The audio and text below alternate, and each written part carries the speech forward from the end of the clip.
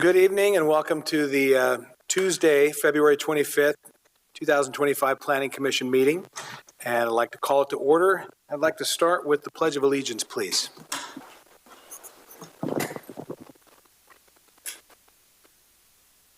Pledge allegiance to the flag of the United States of America and to the republic for which it stands, one nation, under God, indivisible, with liberty and justice for all.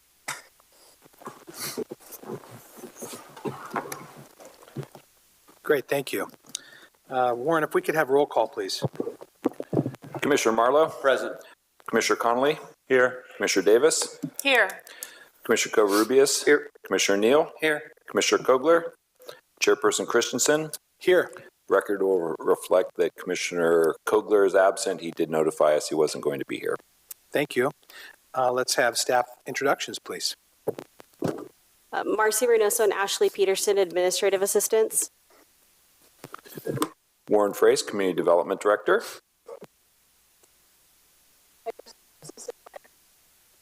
David Carl, Public Works Operations Manager. And Sarah Loughlin, City Attorney from Best Bus and Krieger. Gary Nash.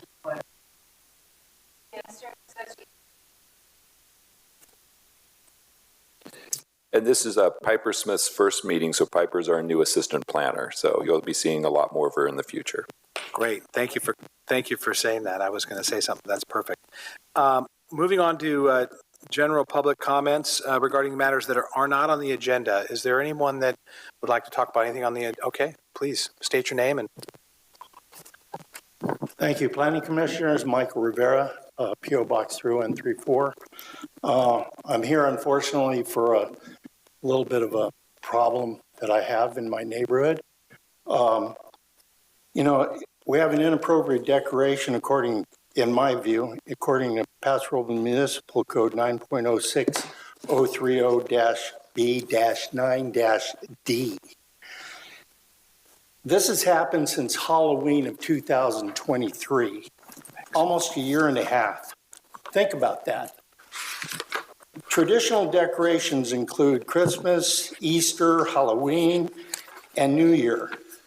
Are temporary. I have no problem with those traditions.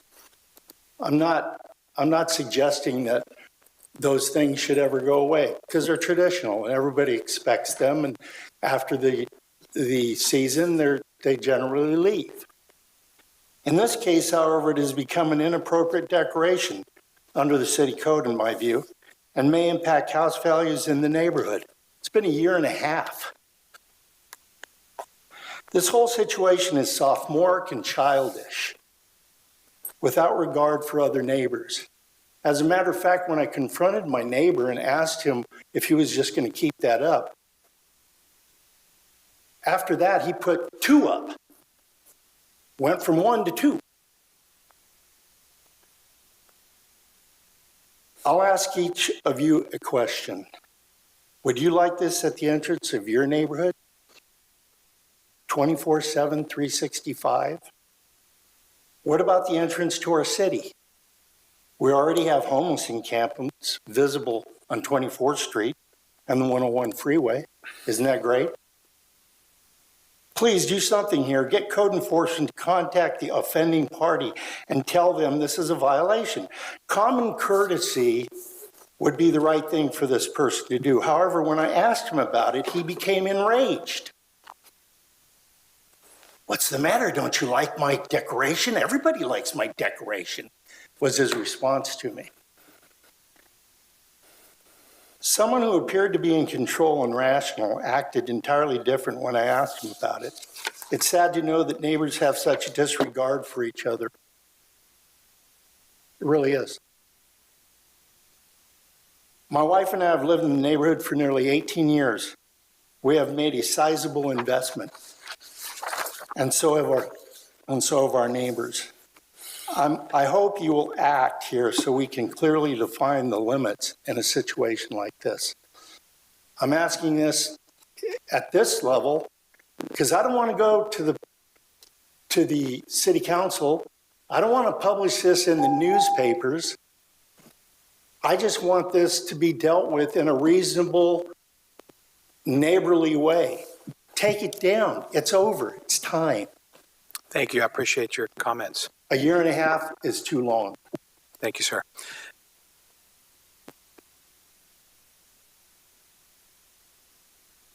Okay. At this point, I think we'll move on to the agenda items, and we can refer staff to bring this matter up with maybe the appropriate agency. Yeah, that we would need to can address follow up this. with the community service officers and the PD about this item. So we'll follow up on that. Great, and then you can bring it back to us to. We'll bring your report back. Okay. Thanks, Warren. All right. Moving on. Is there any other public comments that are not on the agenda? Seeing none, we'll close that. Any callers, Marcy, before I close that? No, there's none. Okay. We'll close that session. Moving on to the agenda items proposed. Is there anything that needs to be tabled or rescheduled? None to be tabled or rescheduled, but we do have a request to move item H1, which is the conveyance of 417 Cool Valley Drive, to your first item. Okay. Do we have any commissioners that would object to that for any reason? I don't see any that, so I'm comfortable with that as long as staff is prepared. We're ready to go. So, Okay, let's do that. Let's move on to what would be item number 4? Warren, this is Darcy. Do we not have the item to be continued tonight? Oh, you're right. We do have a continuance too. Too many things. Yeah, number 2, which is G2, Marriott Fairfield in refile. We do want to continue that date certain to the next meeting, which would be November or March 11th. So we need a motion on that too. So that was G2, the Marriott Fairfield in refile. Yes, continue And to the March motion 11th. is to postpone that to March 11th, 2025. Do I have a motion? So moved. Do I have I'll a second it. We have a second. Covarrubias first, Conley second, and we'll do a roll call when you're ready. Commissioner Christensen, I will abstain from this vote. Thank you. Pause 1 second. Commissioner Neal's abstaining from this vote. And we'll do roll call when you're ready, Warren. Commissioner Covarrubias. Aye. Commissioner Conley. Aye. Commissioner Marlowe. Aye. Commissioner Davis. Aye. Commissioner Christensen. Aye. So the continuance to March 11th passes on a 5-0 vote with Neal abstaining and Kogler absent. Great. Back to the top of the public hearings. Are we okay moving on to item number 1, Which is H1. H1? I apologize. Yes, we're moving H1 to the first item. Okay, thank you. Okay, go ahead. Well, thank you very much, first of all, for accommodating. Good evening, Chairman Christensen and Commissioners. My name is David Licaro.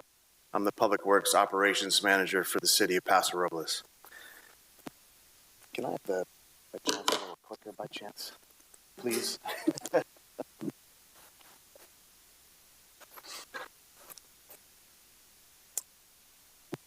So fortunately, tonight, we are requesting Planning Commission's consideration to adopt Resolution 25XXX to find that the city's intent to sell 417 Cool Valley Drive conforms with the city's general plan. You'll see before you here highlighted in red the location of this property. It's on the corner of Cool Valley and Oriole Way. Just a little bit of a background. In 2007, Track 2609 was developed that incorporates most of the houses there along Cool Valley. And as a result, the developer inappropriately built an 8-foot concrete wall around the subject property. which connects to the adjacent property just north of that, 925 Oriole Way. The city received a letter from Mr. David Anderson, who is now the current property owner at 925 Oriole Way. He brought to our attention that this issues surrounding the city-owned lot and expressed his interest in buying that piece of property from the city. The property is currently identified as an open space easement and is a part of the landscape and lighting district. Currently, the concrete wall restricts any public access or use. Let's see. This next slide, if I could.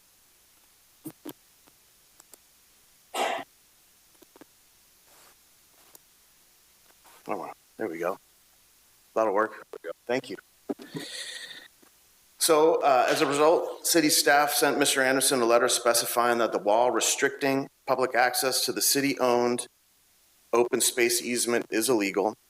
And as a result, Mr. Anderson had two choices. The first choice was to remove the concrete wall to allow public access.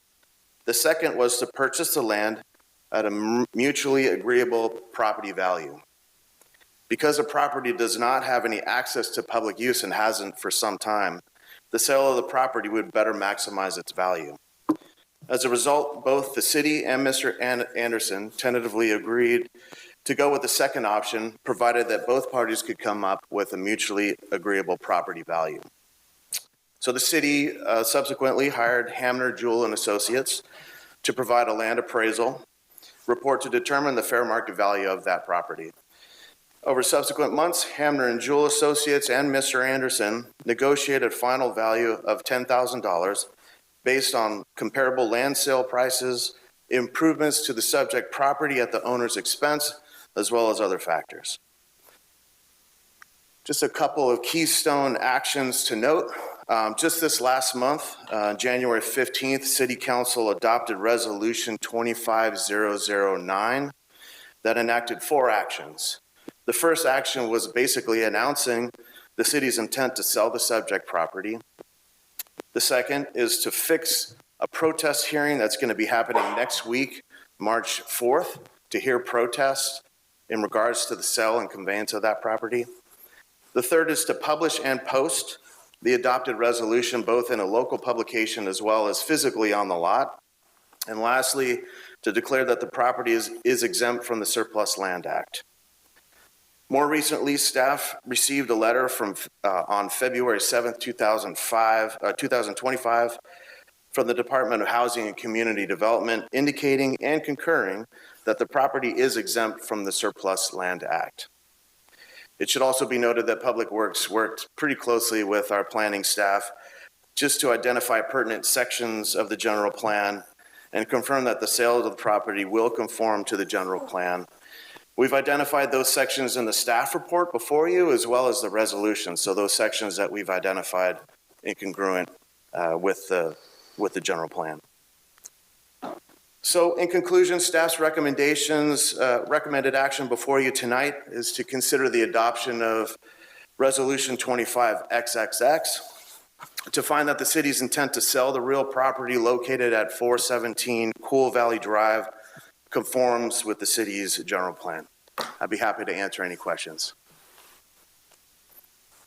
Thank you, David. I'll bring it back to commissioners for any questions of staff. Commissioner Conley, do you have a question? Well, I'm not sure as to what is the prescribed procedures for selling excess property. So I'm interested in knowing. I think I can understand the first call would be to the adjacent owner. I'm just wondering if there's market value involved. There's like if you sell a house, you sell to the highest buyer who bids on your house. So I'm just wondering from staff's point of view, what is the process for excess property? Does the property go first to the adjacent property?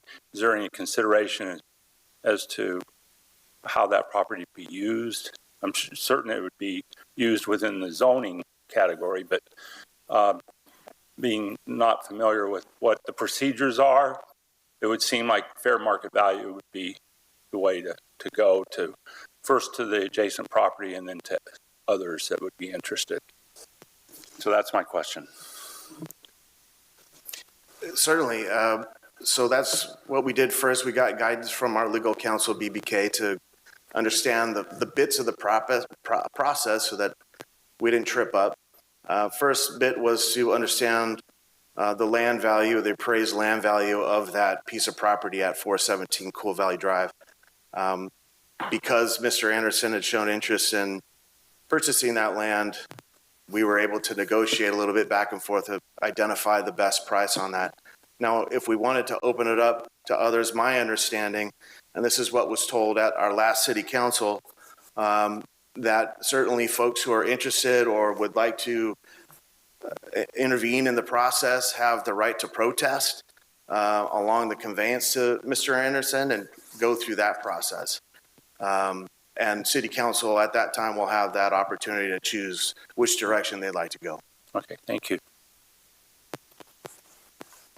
Any other questions from staff? Commissioner Covarrubias. Hey, David, just for clarity purposes, so I understand Mr. Anderson, because of the wall, has had full access to that piece, has been using that piece for his own need, I guess. I apologize if there was a picture of the other side of the wall to see what it, I would assume he's been maintaining it. How long has that wall been up again? About 18 years. It's been up there for a while. It's taken 18 years to get to this point. Okay. Yes, sir. Okay. I guess my only other question is understanding the neighborhoods, the community's right to protest. It's not just because they protest doesn't necessarily mean that's enough to stop the sale, correct? My understanding is that it would be up to city council to make that decision if they want to proceed, go in a different direction. Got it. Okay. Thank you for that. I just thought of it. Yeah. The evaluation, was it done like on a formal appraisal type scenario? Yes, sir. It was. Got it. Okay. Thank you. Thank you. Commissioner Neal? Just from the aerial, it looks like his pool might be on the subject property too. No? Did you say a pool? Pool, yeah. The aerial He looks... already has a pool, honestly. No, but it looks like it, I mean, unless the line's extra fat, it looks like it may be encroaching. So, I don't know. Not that it makes a difference, it was just curious. So let's see. Let's bring that back to, I don't know if there's a little laser pointer on this, but yeah, you can see 925 Oriole, which is north of that red polygon.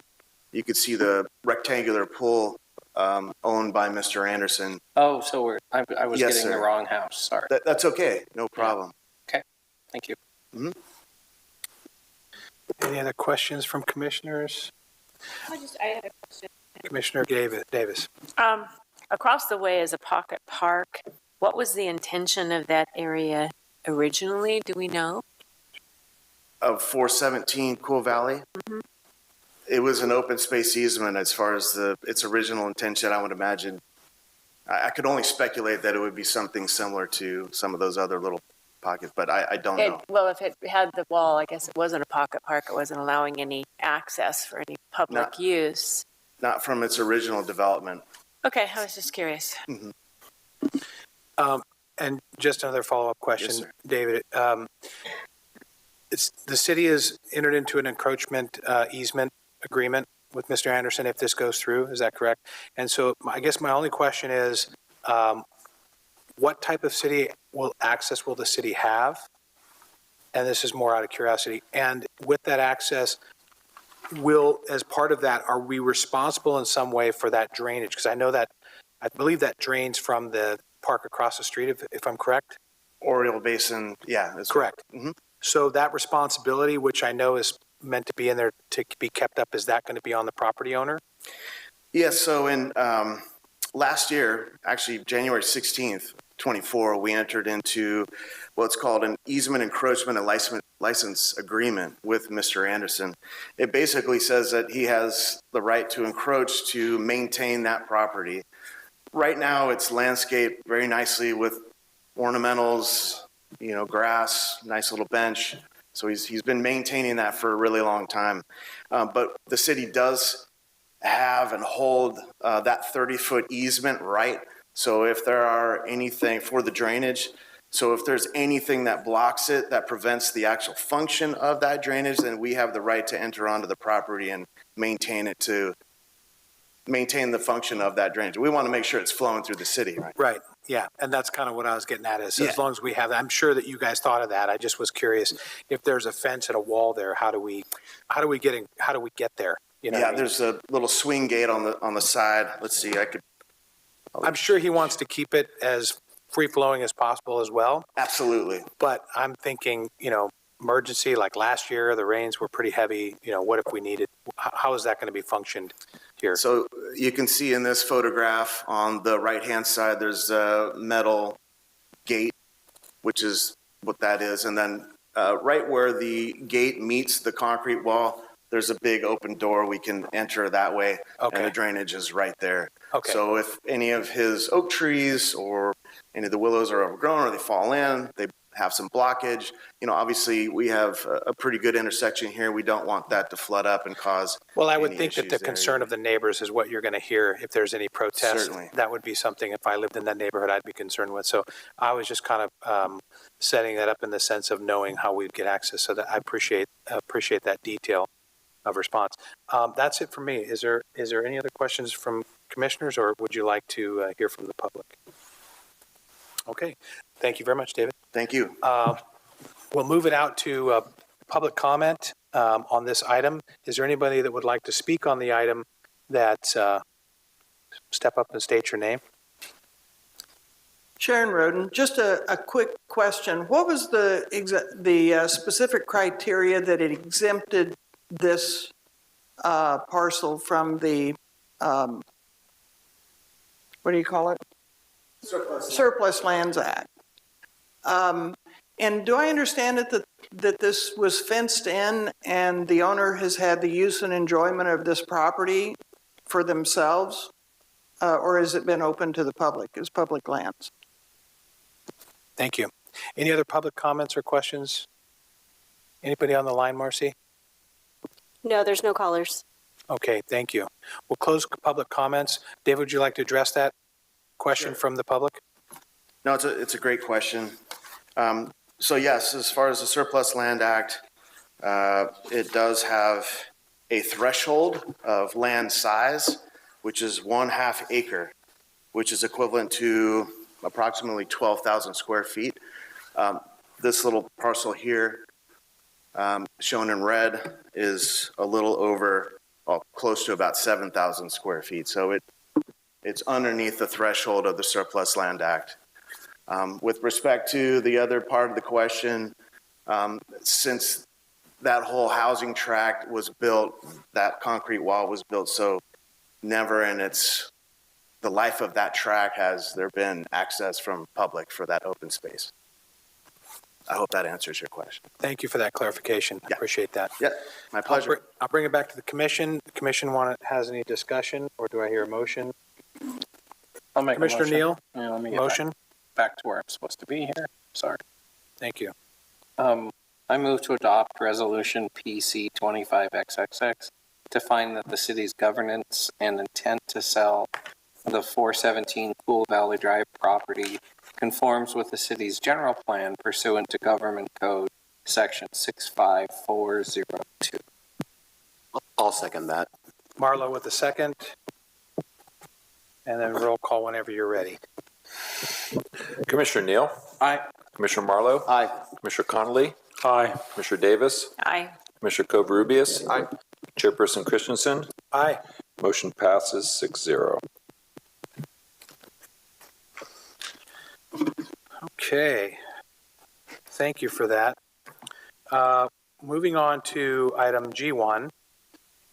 Am I correct on that one this time, Warren? Yes, G1. Thank you. Right. Moving on to G1. Do we have a staff presentation?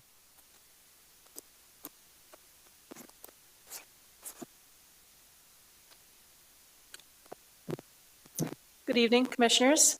My name is Piper. This is my first Planning Commission meeting. I'm assistant planner.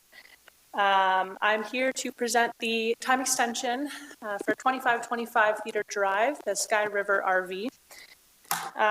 This time extension request is to amendment 2104 to Plan Development 0015 and Conditional Use Permit 0014. So the site is located at 2525 Theater Drive, with the existing site located there at the top, with the 3 adjacent vacant parcels that are included in the expansion request. So this request is for a time extension of the entitlements associated to the amendment to the Plan Development and Conditional Use Permit by the applicant, Sky River RV owner Randy Harding. For some background, PD 0015 and CUP 0014 were originally approved October 10th, 2000. The amendment was approved by the Planning Commission October 11, 2022. This amendment was set to expire October 11, 2024. A time extension request was submitted prior to that October 11, 2024 deadline. It was requested due to unforeseen delays in the project timeline. However, frontage improvements along Theater Drive were completed at the end of 2024 as a condition of approval for the project. So the applicant has demonstrated reasonable effort in advancing the project's progression. So here are some site photos just demonstrating those frontage improvements that they were able to complete along Theater Drive. So you see here in 2023, the original, and then here 2025, the completion of those frontage improvements. So the original project description requested by Randy Harding to amend the plan development and conditional use permit were initially to expand the established display and sales area by adding 6.3 acres of those 3 parcels to accommodate for more display, an addition of 200 new and used inventory of the RV units, very similar to their existing use, to provide an all-weather overflow and employee parking area, and to install 6-foot fence and landscaping around that new expansion. So here you have the site plan demonstrating the original project proposal with the fencing, the overflow parking area, and then that additional display area in those 3 additional parcels, as well as where that existing display area is in context. So the findings for the time extension, there have not been any changes in circumstances. There were no additional requests along with that time extension. No changes have been made to the general plan, and this time extension was compared to the updated zoning code in October to ensure that it is up to date and still applicable. There have also been no changes to the existing site, their zone, or their use. And as mentioned earlier, appropriate evidence was provided for the need for the time extension due to the timeline delays. So the original amendment was exempt from this Class 4 CEQA exemption due to alterations in land, and this time extension is not considered a project under CEQA guidelines, therefore is exempt from review. And the options provided today for the time extension to the amendment of the plan development CUP for Sky River RV are to approve draft resolution PC 25XXX, approving the request for a 2-year time extension for the plan development amendment. Minor typo, it's supposed to be amendment 2104. Grant a time extension for a shorter period of time, or amend, modify, or reject the above noted options. Staff recommends to approve the draft resolution 25XXX to grant a 2-year time extension request for Sky River RV Amendment 2104 to plan development PD 0015 and conditional use permit 0014. Thank you. Great. Thank you, Piper. Is the applicant here tonight? Would you want to speak before it comes to us you have anything you want to add? Okay. Great. She did. We'll bring, that's true. Thanks, Randy. We'll bring it back to the commissioners for discussion. Do we have any questions of staff or the applicant at this time? Commissioner Covarrubias. Just one quick question. So a 2-year extension, technically, if there's something happens with the timeline again, they could come back and ask for another one, right? They're allowed 2, 3? I believe so. They're allowed 3. They're allowed 3? So they're allowed 3, Okay. so they would Perfect. be allowed to come Well, back for another I mean, extension. we have vetted this project and Randy up and down since the beginning, so I think I think there's no problem. As long as there've been no changes, I can't see any problems with it. Thank you. Okay. Any other discussion, or do we have a question? Okay. Let's move it out to public comment at this time. Is there anyone that would like to speak about this item on the agenda tonight? If so, come forward and state your name. Marcy, do we have anybody on the line? No, there's no callers. Okay. Seeing no public comment, we'll bring it back to commission for a motion or discussion. Commissioner Neal. Commissioner Christensen, I'll make a motion. Thank you. I move to approve draft resolution 25XXX to grant a 2-year time extension request for Sky River RV amendment 21-04/P21-0071 to plan development PD 0015 conditional use permit CUP 00-014. I'd like to second that motion. Seconded by Davis. Excuse me, commissioners, if I could jump in for a moment. This is Sarah Walker with CBK. Please do. Thank you so much for your patience. Letting me jump in. Chairperson, could I have a more formal closing of the public hearing just to make that really clear for our public record before we move on to the motion? I apologize. I didn't catch the first part of that. What was your request? Closing of More formal what? closing. I think. Oh, yeah. I closed public comment, brought it back to the commission for a motion. We didn't have. Thank you for that point of clarification, Chairperson. I really appreciate it. Sure. Thank you all.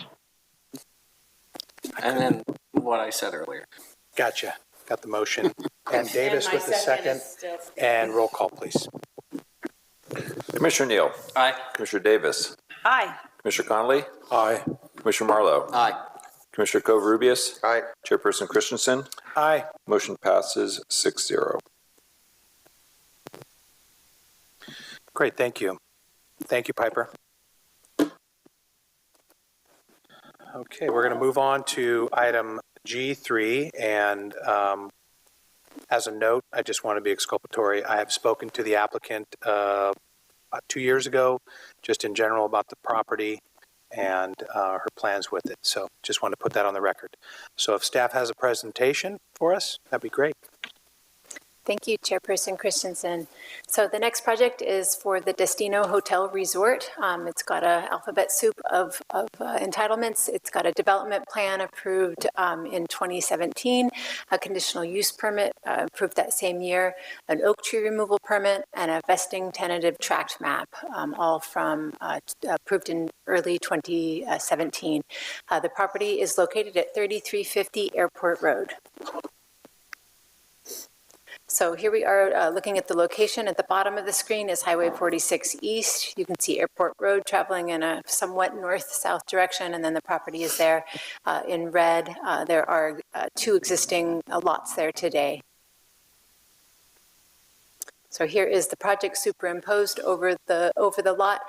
There are 4 hotels proposed, and we'll get into the details of what those hotels consist of.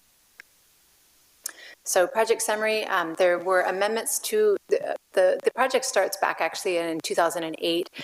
There were some entitlements approved and those expired. The applicant came in with a redesign in 2016, which were approved by the council in 2017. The approvals included a 6-lot tract map, a subdivision map, 4 hotels with a total of 291 rooms distributed in those 4 hotels. The entitlements also included the removal of 6 oak trees. The property is located in the public open space zone. It does have a lodging overlay, and so hotels are an allowed use there. both the Paso Robles Municipal Code and the Subdivision Map Act limit the life of a subdivision map and the related entitlements to a total of 8 years. In the previous project for Sky River, the question was asked, could the applicant request additional time extensions? And we typically give 24 months for the original entitlement, and then there are 3 time extensions available, which totals 8 years. This project has met that total of 8 years, so 2017 plus 8 is 25. So here we are. This project actually has no time extensions available to it, and the Paso Robles Municipal Code says when that happens, any application to extend that application is treated as a new application. So we have treated this as a new application in the sense that there are new resolutions. The map will have a new approval date, and the Planning Commission does have the opportunity to introduce new conditions or to remove conditions if desired. So while this is a new application, none of the applicants' exhibits have changed. They have the same plan from what was approved in 2017. So here's a quick summary of the project. So the first hotel, which would be the first phase, this is a phased project. The first hotel is hotel number 1, labeled there in blue on the right. That would include 136 rooms and 3 stories. The hotel would include a restaurant, a bar, a ballroom, and then outdoor patios and gathering areas. Phase 2 would be in green, the hotel on the right in the northeast corner of the lot. It would include 80 rooms in 2 stories and would also include a fitness center and a lobby bar. We have less details about hotels 3 and 4, but they are located here, the Hotel 3 in the northwest corner and Hotel 4 in the southwest corner, and those would have 28 rooms and 47 rooms respectively. There is an existing farmhouse on the site that would remain. More or less where the location of Hotel 2 is located, there is an existing residence that would be demolished to make room for Hotel number 2, but the farmhouse there towards the center of the property would remain. Here's some peeks at the architecture. This is hotel number 1. There at the top, you see a view from the parking lot, and at the bottom, there's a view from the pool deck. So the architecture is inspired by the prairie architectural style, and we'll jump into materials here. A lot of the siding will be both pre-finished wood siding and stone, both some stacked stone and then a loose stone wall will also be included. There's blackened metal panels that are, I think, the railings and so forth, and the roof would be a standing seam metal roof. And this is just a peek at the front elevation of the hotel, the entry elevation, hotel number 1. So here's some views from Airport Road. Up in the top right corner is the site plan. The yellow arrow is where we're looking. So we are sort of at the northwest corner of the project, and we are on Airport Road, and we are looking back to the southeast. And so you see a hotel that would be, I forget if it's 3 or 4, but one of the later phased hotels is there up on top of the hill, set back from the road quite a bit. Now the yellow arrow has moved more to the center of the lot, and we're looking fairly due east, although now that I look at it, Airport Road is kind of off to the left, so I think we actually are looking kind of northeast, but you can see the hotel number 4, I think, is there in the foreground, and then 3 is in the background. Hotel 1 is kind of looming over at the higher elevation. You can also get a little glimpse right here of the proposed alignment for Airport Road. There would be a median put in the middle of Airport Road as a part of the frontage improvements for this project. Now we're down at the southwest corner, and we're looking back up at the top of the hill. You see the hotel number 1, and then closer to us is Hotel 4. The project does include a vesting tentative tract map that includes 6 lots. You can see the lot lines there. Lots 2, 3, 4, and 6 are for hotels. Lot number 1 would be an open space easement. That's actually actually in the Werwero Creek, and so that would be dedicated to the city as for open space. And then lot number 5 has that farmhouse that would remain. There is quite a bit of discussion in the original staff report from 2017 about the airport land use plan, and I included some of it in the staff report that you received last week.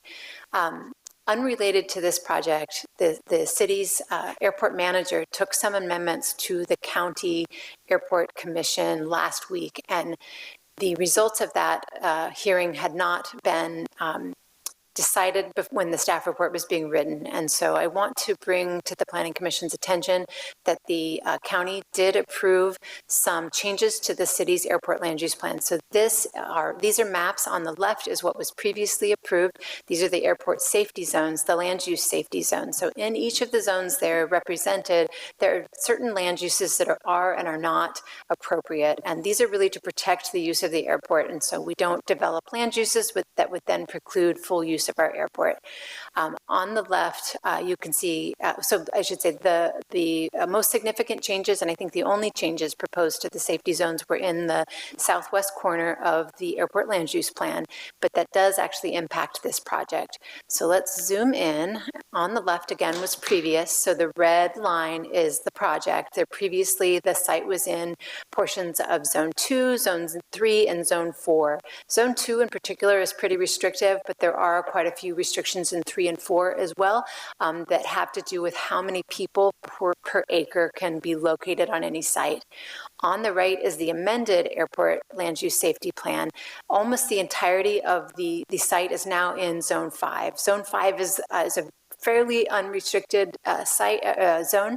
And so a lot of the language in the original staff report and in the resolution are really no longer applicable because the site will no longer be in airport safety zones 2, 3, and 4. You can see there's a small little corner, but mostly that's going to be the corner dedicated to the city as open space, and the Guerrero will be in safety zone 3, and the rest of the site will be in safety zone 5. For a quick understanding of how that impacts this project, the site was formerly in zones 2, 3, and 4. You can see that hotels and motels the X means that a land use is not appropriate in the safety zone, and a 0 means that the land use is appropriate in that zone. So in zone 2, hotels are not appropriate, but they are appropriate in zones 3 and 4 when they meet the land use intensity that are there in those footnotes 15 and 16. So it tells you how many people can be expected and kind of a density per acre. So now the property is in zone 5.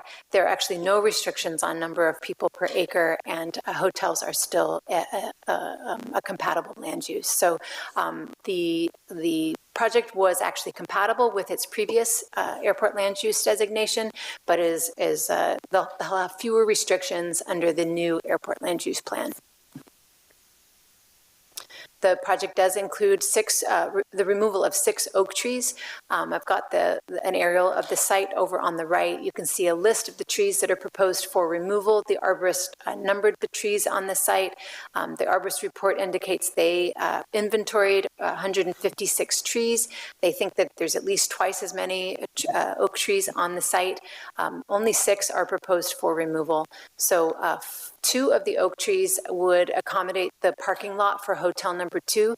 These are actually some really poorly rated trees. If I go back, you can see that the oak trees actually have, for as large as they are, 30-inch trees, they have a pretty stilted canopy. So it's these, oh, that didn't work.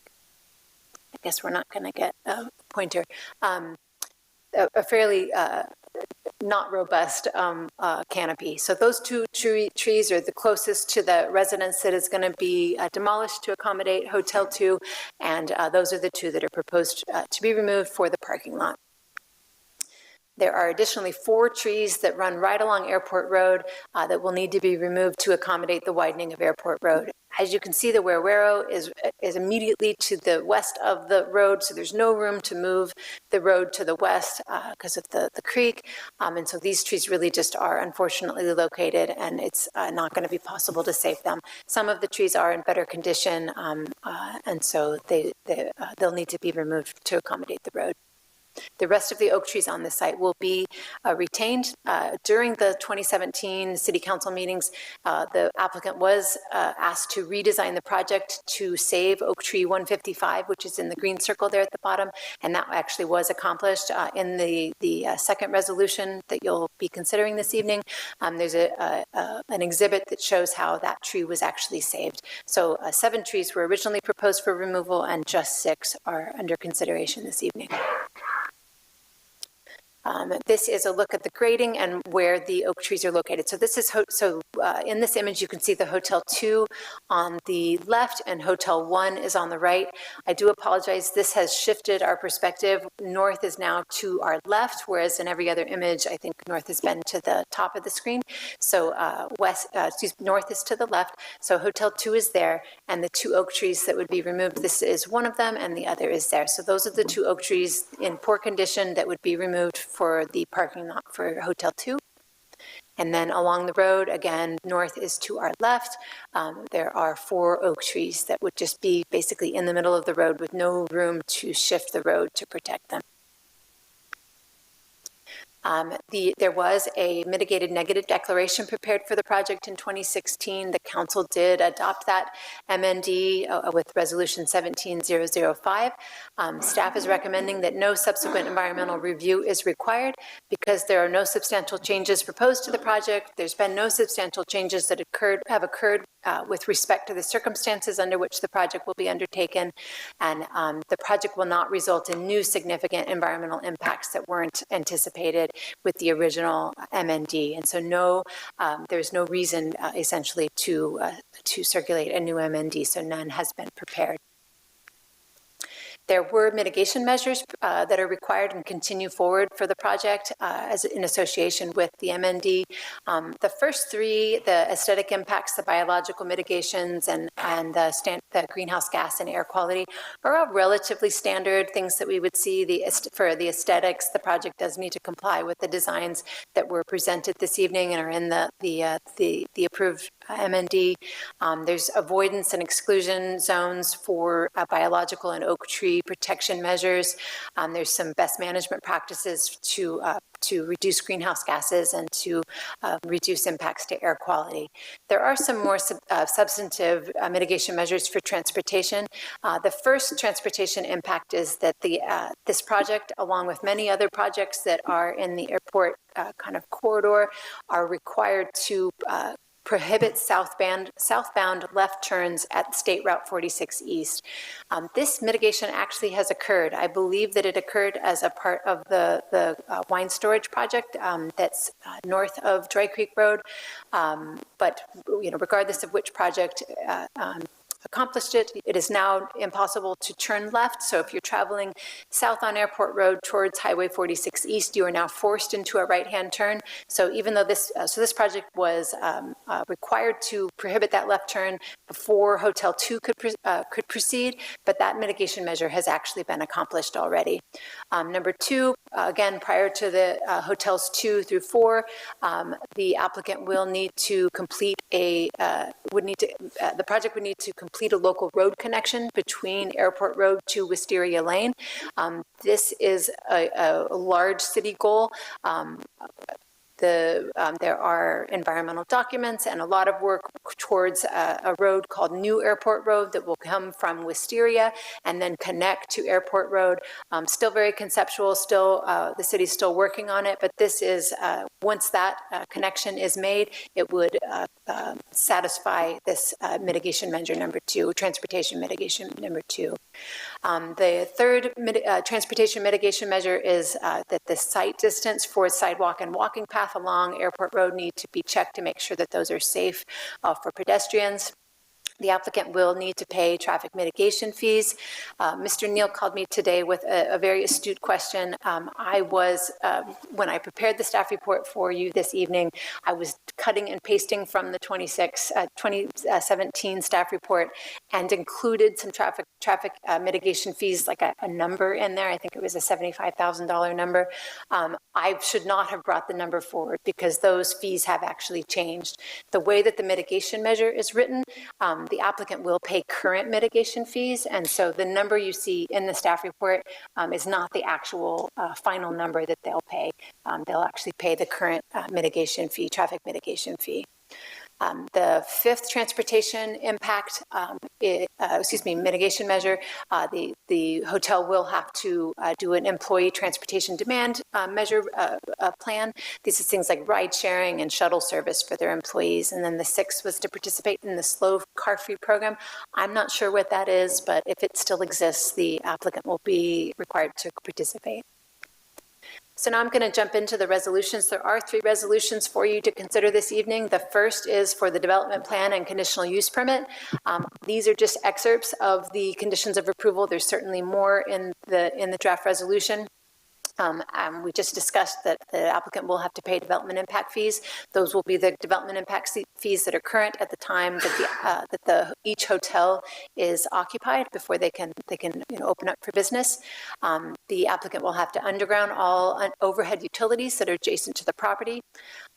Airport road improvements will have to be completed, which we saw some of the images where the median will be introduced, and there will be a walking path on the west side of the road. There'll be sidewalks on the east side of the road and a gravel walking path on the west side of the road that will lead to the Ravine Water Park in the anticipation that the hotel guests might want to go to the water park and recreate there.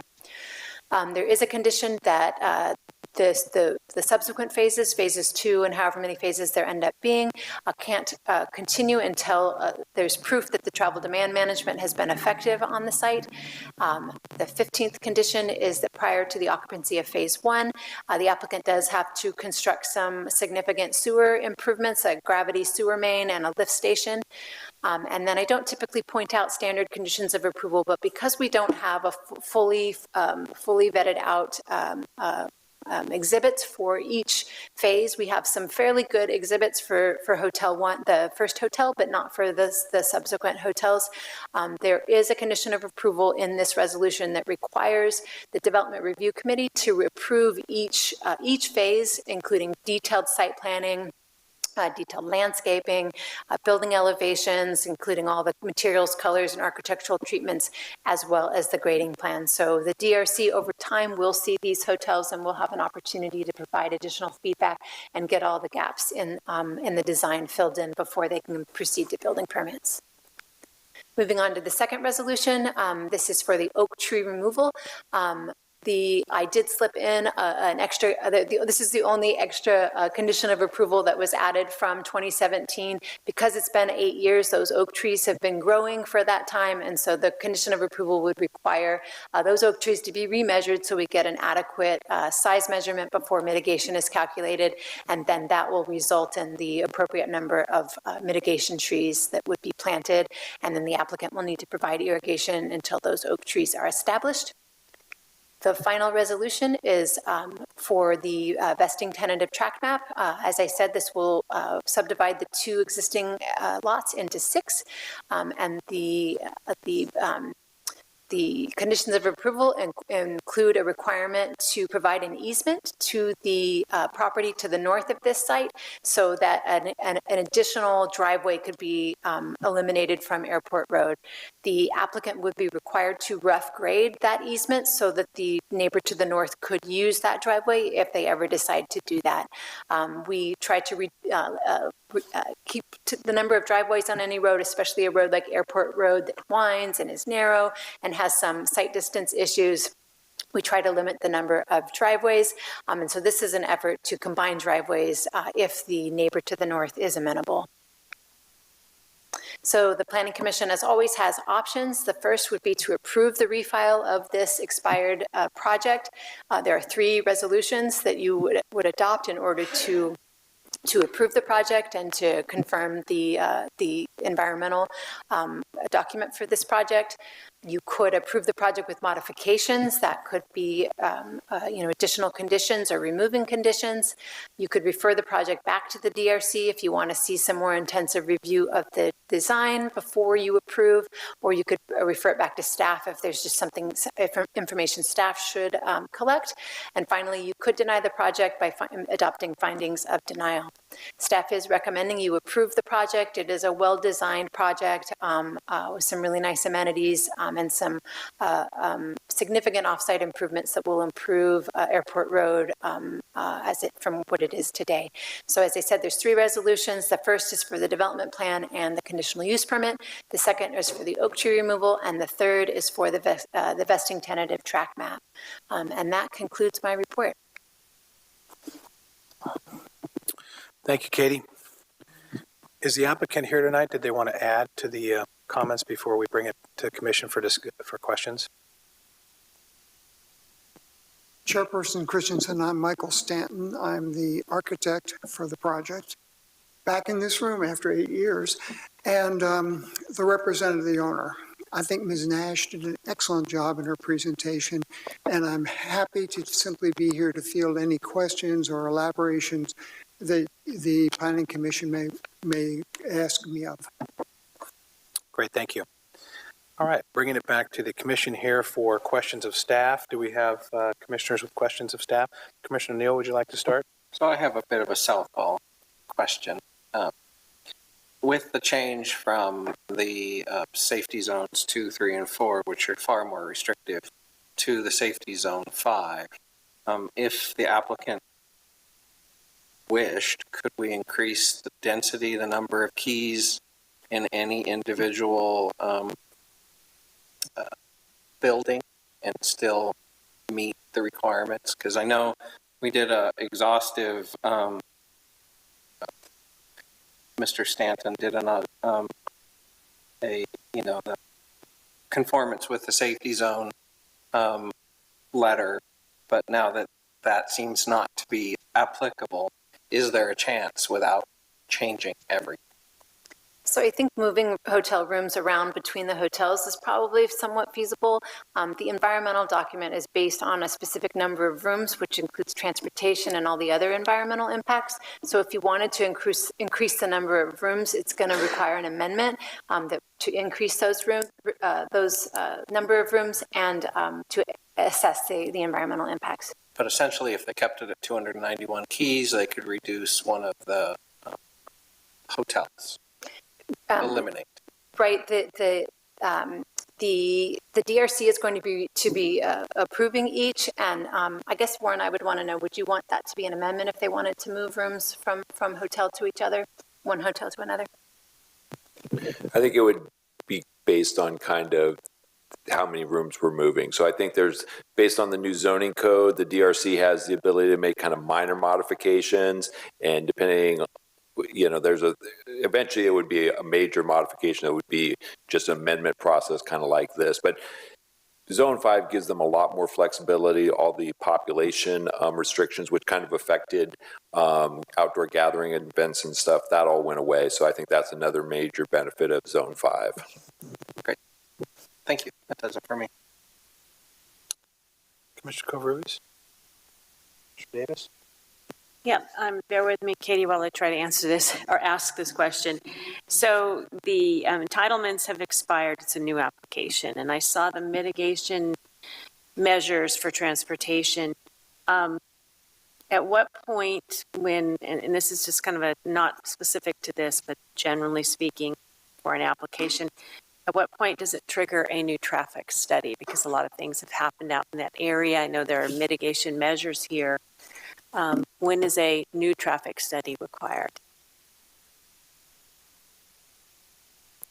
So I think staff's recommendation tonight is we believe that the original environmental document is still adequate, still describes the project correctly and the traffic conditions that are out there. So we're working on a number of large development projects in that area, and they still continue to have the same traffic mitigation measures as this, which is to cut off the left turn, which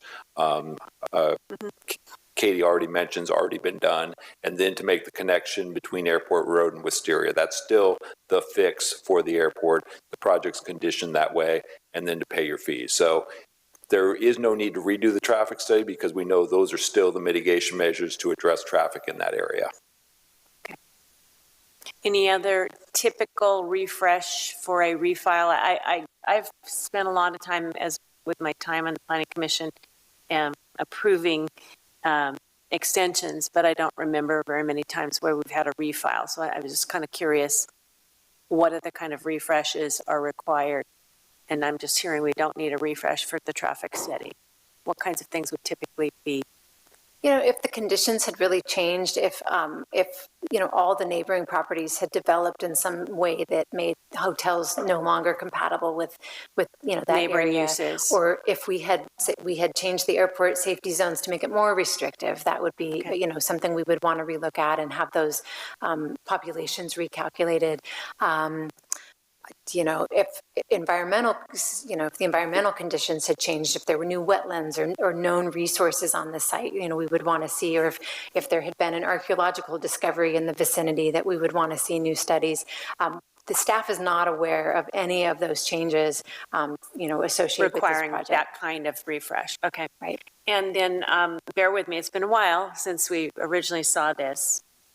Different parcels, are we hearing any, maybe this is the applicant, I would ask the question, are we hearing any spin-off to selling properties for developers, or will there be a continuity in design for this project? Commissioner, you're asking me to dust off the crystal ball and peek at it. Right now I can say that the landowner is not a developer, and she is going to sell the property, assuming a successful resolution at today's hearing, to a developer who will. There is only interest right now in development of Hotel 1.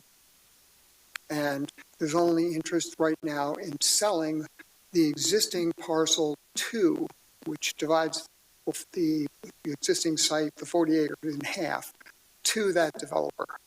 So there is I can't speculate as to what's going to happen with hotels 2, 3, and 4, because I see them as a long way down the road. Phased in, yeah, I understand that part, yeah. And I think Commissioner Neal's observation about shifting some units around in the distant future makes a lot of sense, because particularly Hotel 4 is not a particularly viable beast by itself. Okay, thank you very much. I appreciate that. That's all I have. Commissioner Conley? Thank you, Chair. Yeah, similar to Commissioner Davis's question with regard to CEQA and the environmental regs on this. There's CEQA guidelines that were met on this originally, and I don't know how far along that is, but I know that there's a checklist for CEQA impacts and questions about certain impacts, and those CEQA checklists require once in a while updating. And so my question is, not so much has the conditions changed out there, but have the regulations changed? Has someone gone through the latest CEQA checklist to make sure that this now meets the CEQA requirements for mitigated negative deck? So that's actually not a requirement of CEQA. Once an environmental document is adopted, the standards for doing additional review are on your page here. There would have to be substantial changes to the project or substantial changes to the circumstances or a significant new environmental impact. Changes to CEQA do not require additional CEQA review. Okay, so if there's a change in CEQA to have either more relaxed or more strict standards for mitigation, that doesn't apply to something that's already been approved, and now we're at a refresh, we're looking at it new? Assuming that you agree that the analysis in the original MND adequately addresses all the environmental impacts of the project, you know, the CEQA rules that were in place back in 2017, then we have adequate assessment at this point. Okay. Changes in CEQA do not require additional CEQA review. Okay. Okay. And then with regard to the mitigation for the trees, I'm not sure I caught how many trees, and how is that determined? How many trees are mitigated for the tree? Is it based on the diameter? Is it based on the condition, combination of the two? And how many new trees will be planted? Yeah, so our oak tree preservation ordinance bases mitigation trees on the size of the tree. You have to plant 25% of the size of the tree removed. So to make the math easy, if it's a 40-inch tree, you would plant 10 inches of replacement trees. So in 2016, when these trees were assessed, you can see their size there in the second column. So that's how big they were in 2016. It's been 8-9 years since that time, and I'm sure all of them have grown. And so the way I wrote the condition of approval was that an arborist needs to go back out and measure those before they're removed so that the appropriate mitigation can be calculated at that time. Thank you. Commissioner Marlowe, any questions? Not at this time. Commissioner Davis, did you have another question? Yeah, about the trees. Weren't there some changes at some point? Planning Commission can approve a certain number of trees. Does any of this have to go to City Council? So the zoning code that we worked on for the last few years, it did include, some drafts did include language that would allow the Planning Commission to approve oak tree removals. The council did not approve those, so currently oak tree removals have to go to council. These trees were all previously approved by council, and so staff is recommending that Planning Commission can approve them again. Okay, thank you. Okay, any other questions from commissioners? Okay, I'll address my questions to staff. Reaching back to, one clarification really quick, Katie. If the commission makes a motion to approve, do we need to make it part of the motion a correction for the mitigation fees, or is that just something that's understood?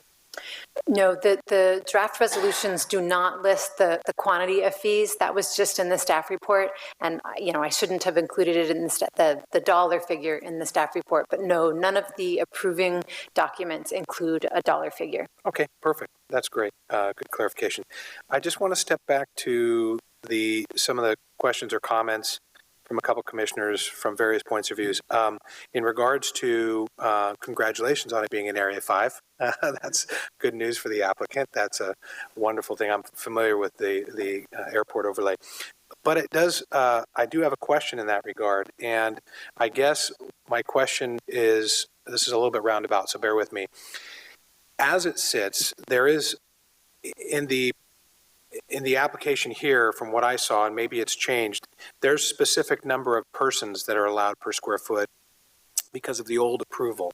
So if we approve it the way that it is, does that just automatically change because we've approved it and under 5, they can just change that? Like, in other words, can they decide to have, concerts there with 5,000 people, or how does that Area 5 change that part of the plan? And I'll finish that with, because my concern is with the traffic study, which was originally done, which I know is a part of an overall circulation plan, but you could see how I would be curious to see, if the dramatic change, if they just have the right to just have a bunch of people there or not, I guess. So I just gave Warren a challenge to try to find the conditions quickly. The way that the conditions of approval are written for, thank you. Yeah, so the way they're written, it actually lists the safety zones. It says you can only have this number of people in this safety zone. Anyway, now that safety zone 2 doesn't exist, we wouldn't apply those conditions of approval. Let's see if we can. So I know the original one was Appendix E, right? So that's okay, please.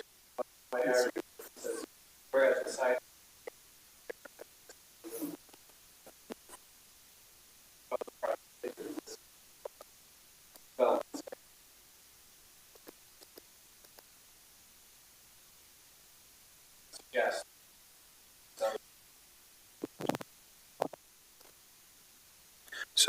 So then, to my question, in regards to that, the overall use as it's defined here, those calculations, I believe, change dramatically the allowed use, obviously.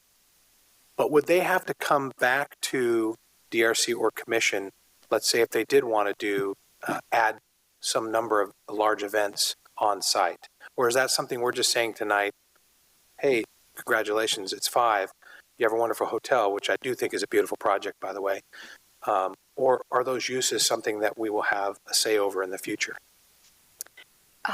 So what's up for your consideration this evening is the floor plans and the site plans that are shown. When the zones go away, they'll no longer have those really strict calculations for each area, but you're approving a specific project that shows specific amenities in specific areas. So they would likely need an amendment if they wanted to change the kind of project description and what all could occur out there. Okay, because, and I guess what I'm getting around at is something was kind of talked about is the traffic study that was done.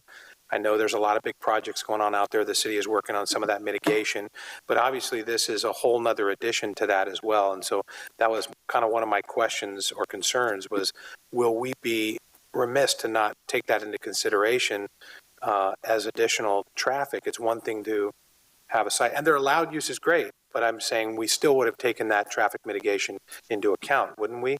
If we were saying if this initially came in with Area 5 and there was twice as many or 3 times as many people on site at one time? The traffic definitely is driving at least portions of this. Hotel number 1 can occur before the local road connection between Airport Road and Wisteria occurs. Phases 2 to 4 cannot occur until that road connection, until that traffic mitigation, transportation mitigation occurs. So yes, Hotel 1 and what's described there complies both with the old airport land use plan, but also it is the traffic that is expected for hotel number 1 is mitigated in the conditions of approval and mitigation measures. Does that answer your question? It kind of does. I mean, I kind of get what you're saying. 2 and 4 are going to be restricted to, did I say 2 and 4? Did you say 2 and 4? Or 2 through 4. 2 so through 4. Until we get new Airport Road or whatever other way that we connect Wisteria to Airport, only phase 1 can occur. And that's because of transportation impacts. Phase 1 certainly is driven by where it was located is driven by the airport land use plan, but the size of and who could be out there is also driven by the transportation impacts and mitigation measures. Okay, and then again, and I might be beating a dead horse for clarification, but then when that occurs, if they want to increase the number of keys, right? They can do that. They can come back in and make that request, or they can just do it as part of their submission plan. They would need additional, right, if they're going to go over 291 rooms, we would need additional environmental, we would need to amend the mitigated negative declaration at a minimum, and likely the development plan and so forth. Okay, great. And nothing may need to be changed, but at least it would come back for that at that time. Correct. Okay. All right. That's a good clarification. Thank you, Katie. I appreciate the help with that. Are there any other questions from commissioners? Otherwise, I'm going to put it out to public comment at this time. Okay. Do we have anyone public comment tonight that would like to discuss this item? Anybody online, Marcy? No callers. Okay, seeing none, we'll close public comment, bring it back to the commission. And any commissioners have discussion, or do we have a motion? And do we want to move on the motion? Do you want us to do it one at a time there, Warren? A, B, and C? Or yeah, let's do them one at a time in case you have any changes to any of these. Okay, sounds good. Discussion, Commissioner Neal. Thought I did. Thank you. Regarding the change of the airport safety zone, could we make a blanket, if we were to make a recommendation, making a blanket statement to remove references to airport safety zone 2, 3, and 4 and changing those to zone 5? Is that something that is appropriate, or? I think staff would support making a change to 10, basically striking everything that's highlighted. Are there additional steps to get the airport land use, the council to take action? No. And then there are in some of the draft resolutions I saw in 2 places, I think it was page 185 and page 265, references to airport land use zone 2, 3, and 4. And we would want to potentially make that change to so zone I think 5. you could make the change to 10 as shown on the screen, and then direct staff to make any other additional changes for consistency.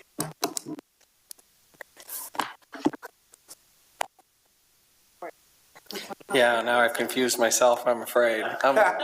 Is this in the site-specific standard? Yes, this is Resolution A. So that change to 10 would be in the first resolution, which would be your first motion. Okay.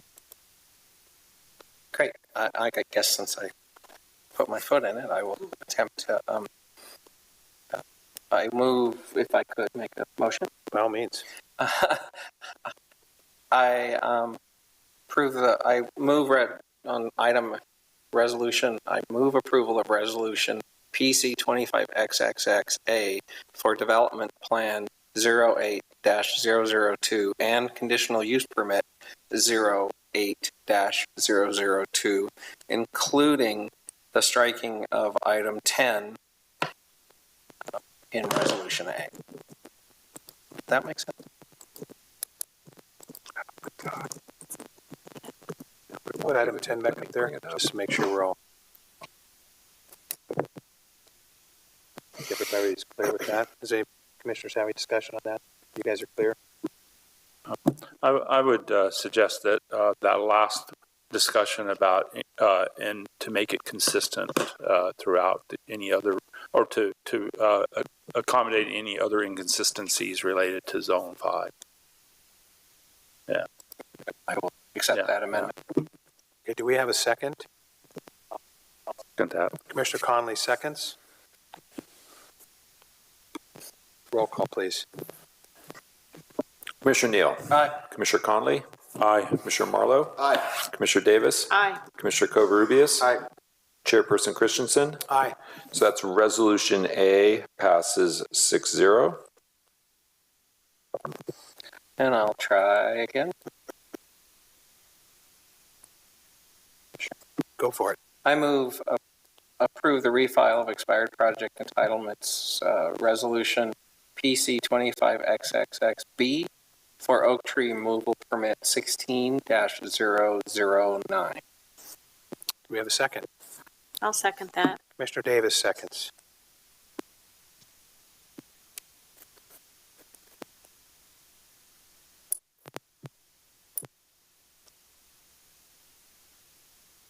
Roll call, please. Commissioner Neal? Aye. Commissioner Davis? Aye. Commissioner Conley?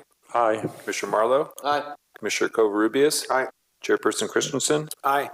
That's resolution B. Yes, it was. Passes 6-0. Okay, do we have a motion on C? We'll make it a 3P. I like a trifecta from Commissioner Neal. Approve the refile of expired project entitlements by adopting resolution PC 25XXXC for vesting tentative track map 2962. I'll second that. Marlowe seconds. Roll call, please. Commissioner Neal? Aye. Commissioner Marlowe? Aye. Commissioner Conley? Aye. Commissioner Davis? Aye. Commissioner Covarrubias? Aye. Chairperson Christensen? Aye. Resolution C passes 6-0. Okay.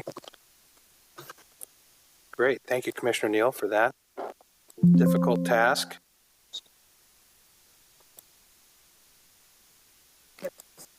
And thank you to staff. Thank you for the applicant. Okay.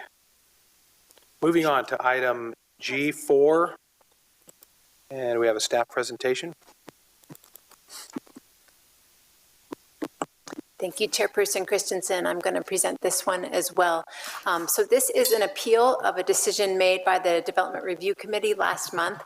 The Development Review Committee approved a master sign program for the bottle shop, and it included some conditions of approval that the applicant would like to appeal. The project is located at 1102 Railroad Street, and let's jump into the slides. So here we are at the location. You can see the downtown city park there on the left. Railroad Street and the site is kind of behind the park cinemas. The site was formerly a metal building used by a limo service. It was kind of where they stored the limos and other I want to say delivery, but tourist serving vehicles. And so it's been repurposed. And today the building is kind of looks brand new and is ready for tenants to start making improvements. And so here is a look. I took this image just before the DRC meeting. And so the building is very well along, and we've actually finalized the building permit for the remodel to the building. So the project did go through quite a few rounds of review at the DRC. So starting in 2021, the image at the top was the first image that the DRC approved enthusiastically in 2021. So I believe ownership changed between 21 and 22. I'm not sure about that, but I think so. And so there were some revisions made in 22. And you see the middle image. This was the first image that was brought to the DRC in 22. Let me actually add it. So in 21, I want to draw attention to the entry feature that was kind of a prominent feature of the building and the project at that time. In the Uptown Town Center specific plan, commercial buildings are supposed to have pedestrian access that comes straight from the sidewalk. The idea is that parking, you kind of park once and then you walk from building to building and enjoy the downtown district. And so pedestrian access should be straight from the street. Because the sidewalk here has some slope, it's not possible to have an accessible entry right along the front of the building where the barn doors ended up being located. And so even though those barn doors are operable, they aren't the pedestrian access for each tenant. And so the sort of compromise was to provide this entry feature that drew pedestrians in from the street, even though the actual entrance to the building was on the north side of the building coming from the parking lot.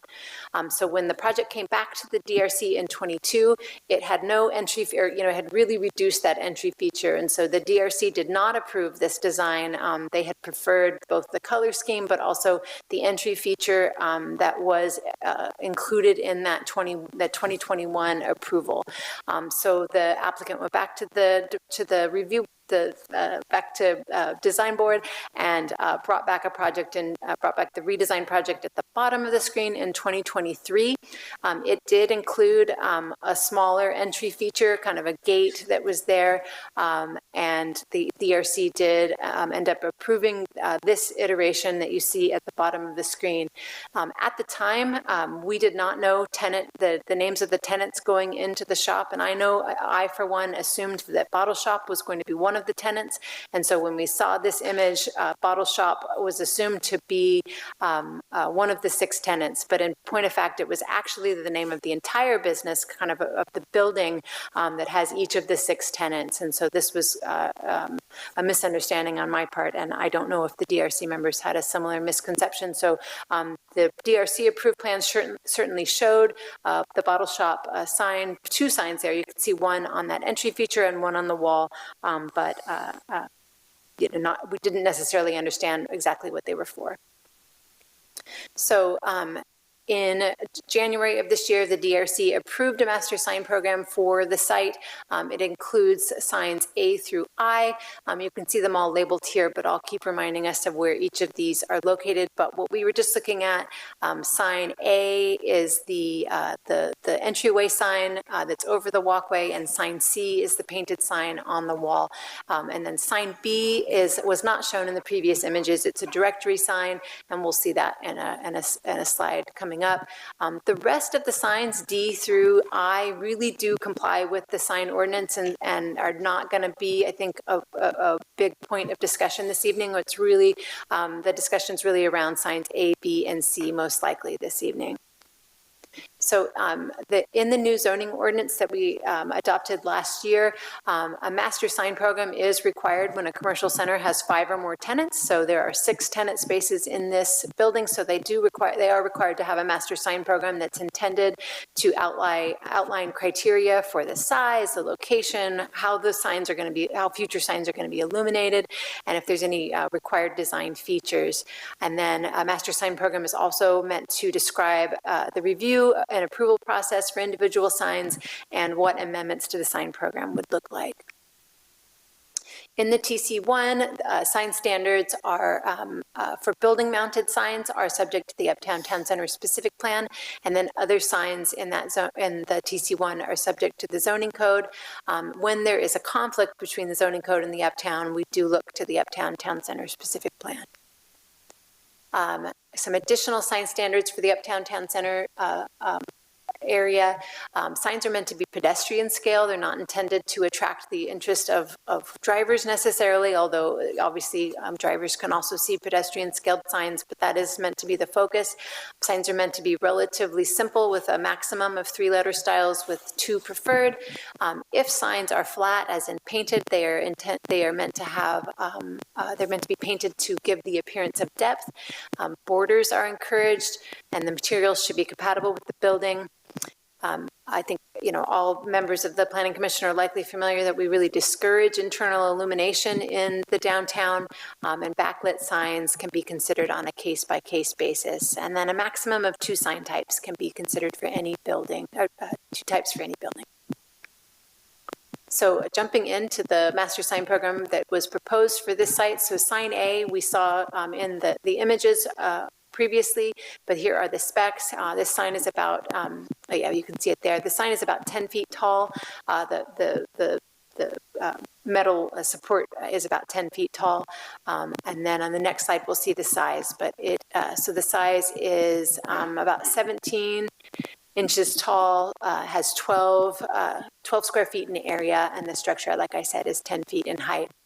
In the Uptown Town Center specific plan, unless you're on an arterial, monument, or freestanding signs are limited to 4 feet in height. And so this sign is over tall, so it does require a modification to be approved in order for the Planning Commission to approve this sign. Sign B is the directory sign. It is here now in the red square. This sign was not in the original DRC approval back in 2023. It was added and was discussed. So in the zoning ordinance, a directory sign is exempt from permit requirements when they are when there's no more than 1 square foot per tenant and no more than a total of 4 square feet and no more than 6 feet in height. It's intended that businesses need directories, but these are fall kind of below a threshold of really needing heightened review. Otherwise, we would treat a sign like this as a monument sign, and again, this sign, it would be over tall, and wall signs, you're only allowed to have 1 monument sign. So anyway, there's a number of reasons why this sign is a bit complicated and would need a modification to be approved. So sign C is the wall-mounted sign. This is the painted sign on the north face of the building. For wall-mounted signs, you're only allowed 1 per storefront. As I mentioned before, staff previously assumed that the bottle shop was going to be one of those tenants, and so assumed that this would replace. There are 5 other signs that are in sort of a wood backing that we'll see in the subsequent slides. And so wall-mounted signs, you can have 1 per storefront. They can be 30 inches tall. The painted sign is proposed at 39 inches tall. Sign letters can be 24 inches tall, and each letter is less than 24 inches, but the sign overall is taller than what would be allowed. In addition, this is a very flat painted sign. It just has, squared black letters. There's no articulation or beveling to make it look like the sign is 3-dimensional. So you can see there the size of the sign, 39 inches tall. As I said, there are some other signs, and we can rush through these. They do meet the standards of the specific plan. Each wall-mounted sign can't be taller than 30 inches, and the sign letters can be 24 inches tall. Each of these signs does meet the requirements of the zoning code, and we can certainly come back to these slides if the members have questions. So there's the signs along Railroad that are, I rushed too much. These are, I believe, 24 inches tall, whereas the signs on the south side of the building are a little bit taller. I think they're 26. Yeah, they're 48 inches wide and 30 inches tall, so a little bit taller. Oh, I see. I didn't include that. So anyways, these are slightly taller, but the point is they do meet the requirements of the specific plan.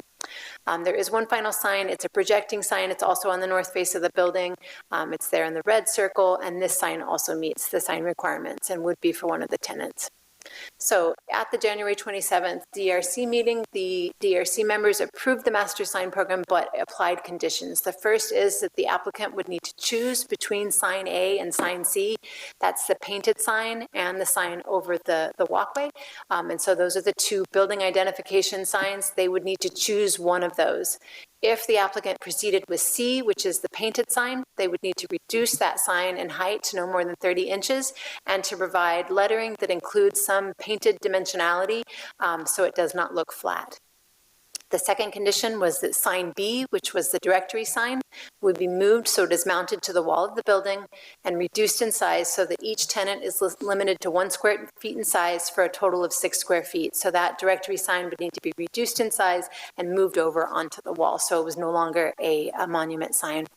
And finally, there was a snafu a bit with one of the tenants getting ahead of the master sign program. And so there was a sign approved that for Rockbound Cellars, which is in Suite 101. That sign does not comply with this master sign program. So the DRC members wanted to make sure that any future sign would be clear that any future sign does need to comply with these standards. So the applicant is appealing those conditions. They would like to proceed with their original sign program, but they have also provided this sign program as an alternative. It does show the reduced directory sign. All the other signs in the revised master sign program are the same, but the directory sign has been reduced in size and put on the building so we can see what that looks like. So this is an alternative for the Planning Commission to also consider this evening. So the project is exempt from environmental review as a Class 11 categorical exemption, which includes placing on-premise signs, which is what these signs are. The Planning Commission has options this evening. The first would be to just deny the appeal and sustain the Development Review Committee's conditions of approval.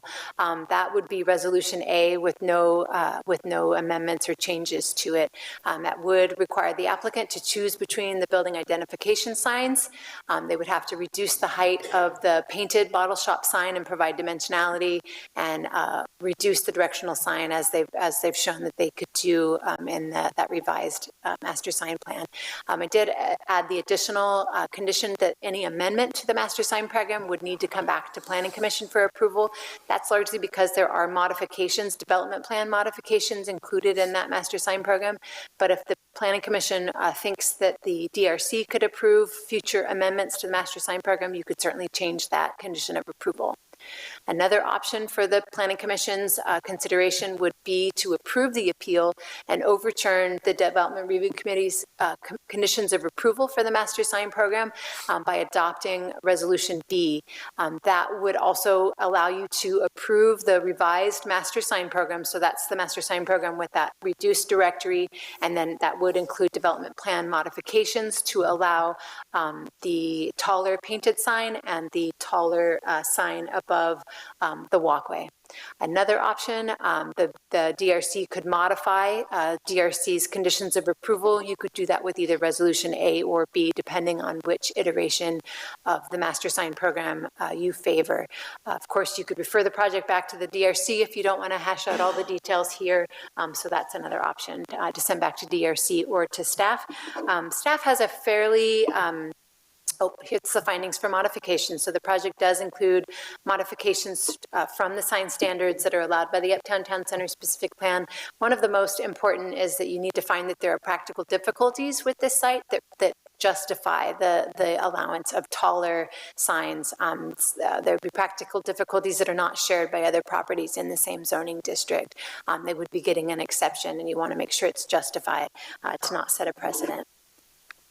So staff's recommendation, it's not a super strong recommendation, but the DRC did take action, and so staff is supporting DRC's action to deny the appeal and sustain the DRC's conditions of approval, and I've listed them there again for ease of use. If you want to deny the appeal, that would be adopting Resolution A, and that concludes my report. Thank you, Katie. Is the applicant here tonight? Would like to follow up on that for comment?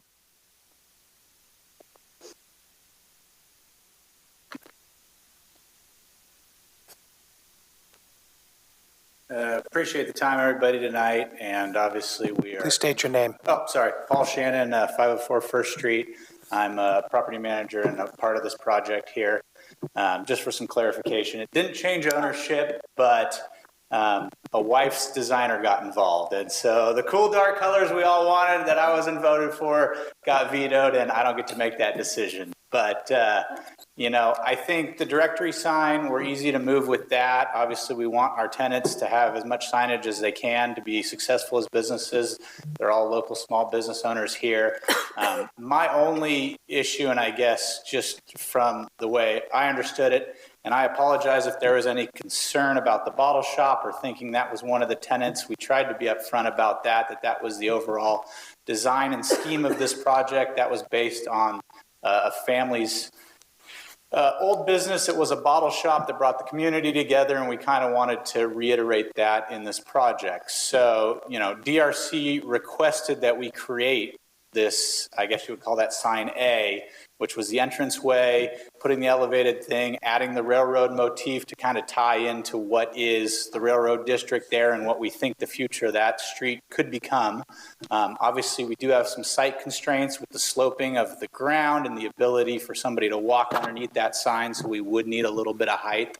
So, our intention and the way we've built this, added power, created the structure, and done everything around what the DRC originally recommended. And I think we followed that to the T in terms of our image and what they wanted to see with the vines, the bottle shop in the middle, and the bottle shop above it. So I apologize I wasn't at the DRC meeting. It ran later than I could make it. But, in our mind, we've done everything exactly as you guys kind of asked us to do. We wanted to display it that way, add in that railroad motif. And so it just kind of caught us off guard to say, okay, well, we've either got a sign platform with lighting that we have to leave blank, or we've got signs overlit on a sign that's going to be surrounded by vines as it grows in that we leave blank. So just from a visual standpoint and logically in my mind, we try to take DRC's recommendations, do what they asked us to do, and now we're either leaving a random blank spot in the middle of our building, which just doesn't seem logical to me in my personal opinion. So happy to answer any other questions on that, but hoping we can move the tenant directory and keep sign A and C as originally proposed by the DRC back in, I think, 2022. It's been a long project, so. Okay, thank you. We'll bring it back to Commission for questions. Commissioner Marlowe, do you have any questions? Okay. Commissioner Conley? Commissioner Davis? Commissioner Covarrubias? Katie, can you do me a favor? Can you bring up the image of what they're proposing now with the sign, the tenant sign being moved? I just want to clarify something real fast. So the bottle shop that's on the building, to me, that looks not painted. Could be just the way it looks. Is the plan to still just paint that? Yeah, we were talking with the designer, and because of the kind of old style motif that a lot of these tenants improvements are going to be, that kind of flat old bottle shop was actually how they painted old bottle shops back on the East Coast. And so we took that kind of feeling and wanted to bring it into it. I mean, we're not opposed to going to letters, and our sign company is more than capable. We're using Southpaw Signs. They're really good sign designers. But yeah, we were going to leave kind of a flat, almost, it's called old shop style is what they call it. So we wanted to bring in that kind of old shop style into the lettering. So since you're here, yeah, just so you know, I was on that last DRC meeting. Would have loved to hear input. The purpose behind the two signs, they're so close together. Obviously, one on the building, you're not going to see it when you're coming from the south. The one in the very front that fronts the sidewalk there, you should be able to see it coming both directions for the most part. The idea behind having two signs so close together that say totally. Bottle Shop? So the original bottle shop sign there on the wall with the ivy vine was our original sign design. We just wanted a cool picture spot. People like it. I think it's kind of a cool motif. It creates a cool feel with the earth. The second sign actually coming off of Railroad Street was a DRC suggestion. they asked us to implement some kind of entryway with some signage off of the street. And that was back in, I think, 12/19 of 2022. So I'm not sure if everyone was still on the DRC at that time, but that was their recommendation, was to come back with more entryway off of the sidewalk. So if you could pull up the old one, we didn't have a sign here originally because we didn't think two signs were necessarily needed. We wanted to really showcase the main sign on the building, but DRC requested we add that, and so we did, which is what they approved, which was the creation. So yeah, in 2022, we didn't have any real additional bottle shop signage or anything coming off of the sidewalk until the DRC requested we add that. So that's why the addition of a second sign was based on the DRC recommendation. And I have the minutes here if you guys need to see them, but that was the request of the DRC. So that's why there's two signs. Got it. Okay. And the frame that's facing the sidewalk, that frame's already been constructed? Yep, frame was constructed. The DRC approved that kind of frame. They wanted more of an entryway, so it felt like you were coming off of the sidewalk.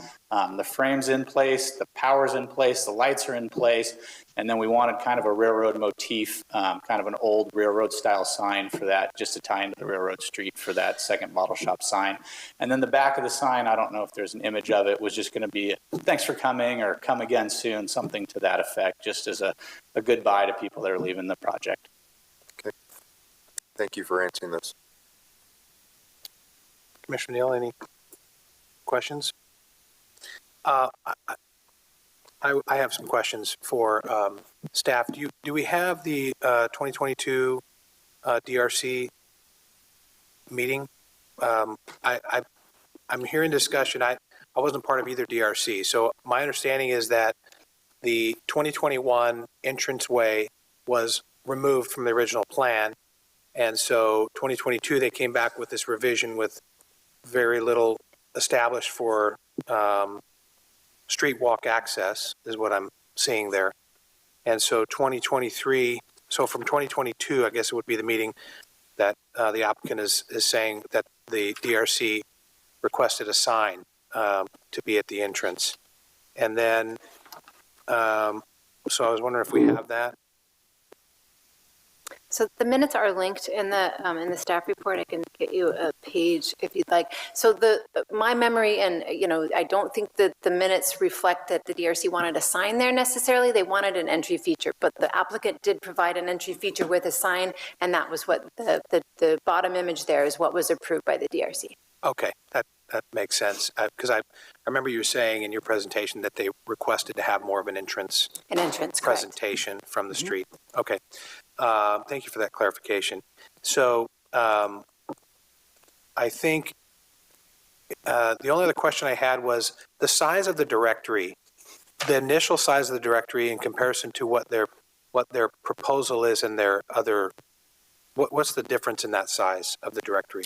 Yeah, we just took the request from the DRC. I think we shrunk it down on the square footage to meet the requirements of our directory sign. They also, because of a height requirement, they didn't want it kind of next to the entryway, and they asked us to request us to move it to the wall, which we're totally happy to do. Our biggest issue is the middle tenant and the back tenant really don't have a lot of visibility just because of the way the signage laid out and the way that building's set up. So we wanted to get some kind of directory to help our customers know what's in there, and just so people know, kind of the other options in there that aren't as well lit from the signage standpoint. So we moved it based on the DRC recommendation and shrunk the sizing. Yeah, the DRC saw a directory sign with about 2 square feet for each tenant, and the proposed is about 1. Okay. Which is what the DRC requested. Okay, great. Thank you.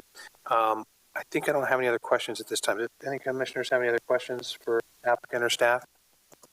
Okay, seeing no questions right now, we'll take it out for public comment. And is there anyone that would like to comment on this agenda item this evening? Marcy, do we have anybody on the line? No callers. Okay, we'll close public comment, bring it back to the commission for discussion. And do we have commissioners that would like to discuss? Can you put up the resolution choices, please? Staff's recommendation and with the resolutions. Thank you.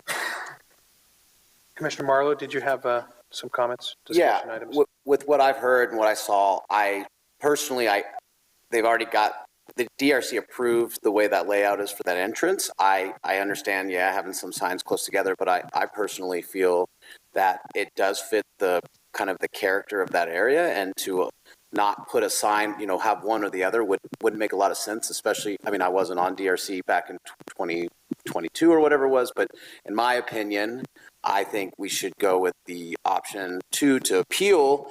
And, the directory got smaller, got moved over, and I think, it's a good look. It's got to feel there. I guess there's got to be some, to not set a precedent, there's got to be some physical limitations. I guess there's a slope limitation, I suppose. I need to know a little more about that, but personally, I think it's tasteful and it makes sense. And I do agree with moving that directory sign. They met the requirements, and I personally would be in favor of option 2 to appeal it and allow them to proceed as they originally had planned.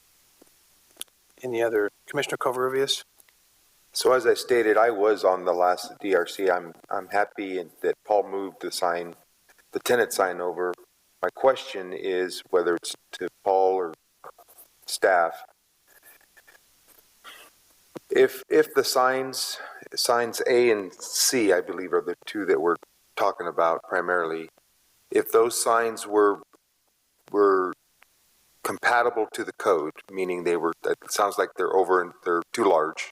So if they were shrunk in size to the maximum code allowance, which would give them the maximum size available, and the building sign, instead of it being painted, was some kind of lettering or something that created the dimensions or the feature that we like to see these days, is that something that could work for Paul, I guess? So shrink the signage so that it meets guidelines, and on the building, instead of it being painted, maybe it's some kind of actual lettering itself. Yeah, I think sign C does meet the guidelines, and maybe Katie can confirm, but I think that was her statement. I thought there was issue. C is the painted sign? I think C's the... Sorry. Yeah, I'm confused too now. There's a lot of alphabet. I think the sign A, off B, the C, walkway does meet requirements, if I remember correctly. It's hard to define what the sign over the gate is. I think the two options are it's a monument sign, it's a freestanding sign, or it's wall mounted. So if you're going to consider it wall mounted, that means there's too many wall mounted signs. So that would be the modification there. You're giving too large a quantity of wall mounted signs. If you call it a monument sign, it's too tall. So it would need a modification for height. Right. So it's too tall if it's a monument, but it needs to be tall so that we don't create a safety issue. So perhaps you want to consider it a wall-mounted sign. But then there's too many wall-mounted signs. Correct. That's why the DRC. And hey, I understand. I get it. I'm just truly coming here with, you guys asked me to do this at DRC. We did what you asked, and it's kind of hard to be like, okay, now I got to chop down a bunch of metal structures. Let us continue discussion. I think that's a little bit, and I don't recall if it was clearly expressed where the entry sign requirement, ask came from. I'm not saying it wasn't clear, but I don't recall that conversation taking place. So I think that's where now I'm struggling a little bit. We asked him to do it, he did it, and now we're saying, we don't like it. That's where I'm struggling a little bit. So Commissioner Conley, do you have? If you go to Carmel, you see Crossroads, and that's a place to go. With the bottle shop, I think the intent is this is a place to go. And within the bottle shop, there's these vendors or businesses, and you go to those businesses. So I really don't see a problem with identifying the building as a place to go, and the name of it happens to be bottle shop. But I do think that it needs some dimensions, and I do think it needs to comply to height restrictions as far as the letter height and so on. So I don't know. I'm just struggling with, maybe this needs to go back for more review to see what type of sign is this, define it, and is it a wall-mounted sign or a freestanding sign? What type of sign is it? And then allow it to, if it meets the standards, to go in as a designation sign for the building that designates this shop as a bottle shop, or what type of facility you're going to, like the Crossroads. And within the bottle shop, there's these store fronts. And if everything meets the sign requirements, but as it appears now, some of it doesn't. So those are my comments. Commissioner Davis or Neal? Commissioner Neal? So I think the DRC was a suggestion. I think it still is contingent upon the applicant to go to the city to make sure that everything complies with current code. And so had it been done that way, it may have saved some effort on that entry feature by not adding the lights, not adding those sorts of things. So I was on DRC. I can't remember if I was on DRC in the original, but definitely on the last sign.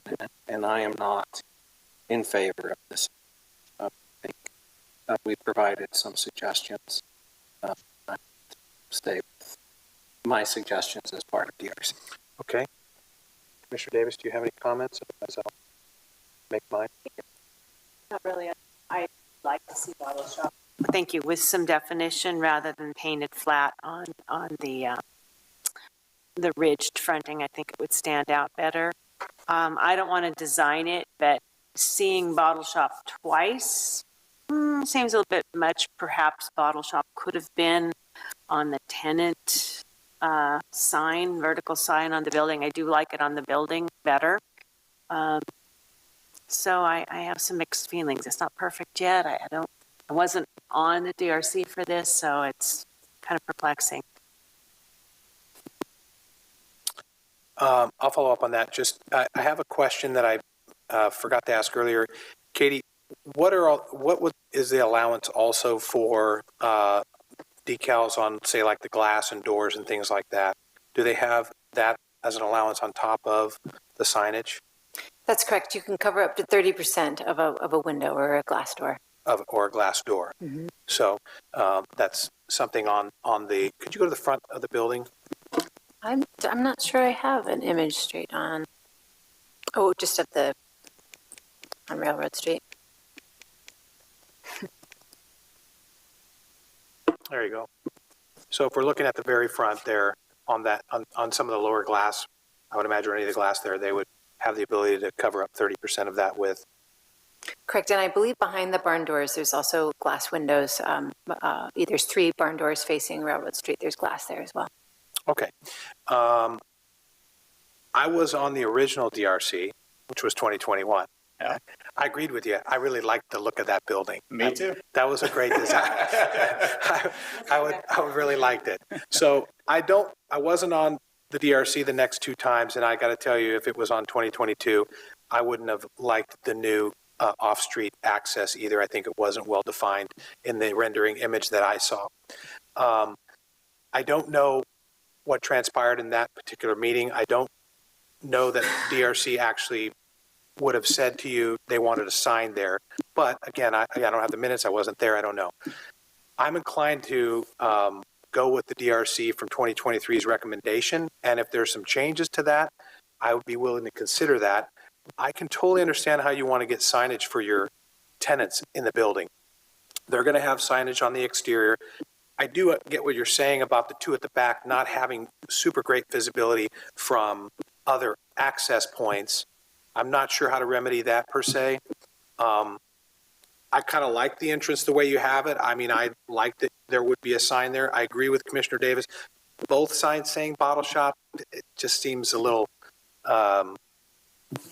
too much. And yet, I don't mind the sign on the building. Unfortunately, there is no clarification on what that is. If that's a monument sign, obviously it's too tall. I would venture to say that it's more of a monument sign probably than a wall sign, in my opinion. So that's one of the other reasons what I would say that the DRC's effort last time to give guidance seemed like they were headed really in the right direction. As for the directory sign, if that needed to be a little bit bigger for visibility, I probably would entertain that per se, but with the fact that you could also do some stuff on the glass that's there at the front is an opportunity for maybe something that some of those tenants might want to consider.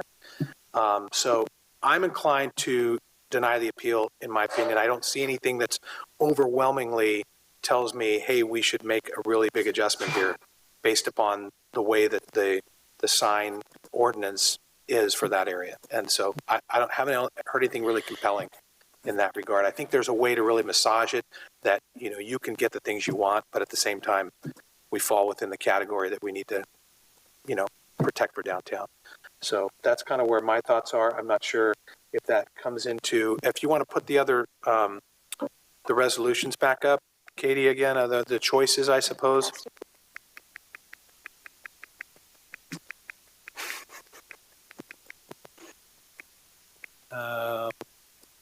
There you go. So if there's something other than just, I don't know if we have a motion to vote on the any one of these at this time, or if there's more discussion for determining whether we want to make a modification in some way,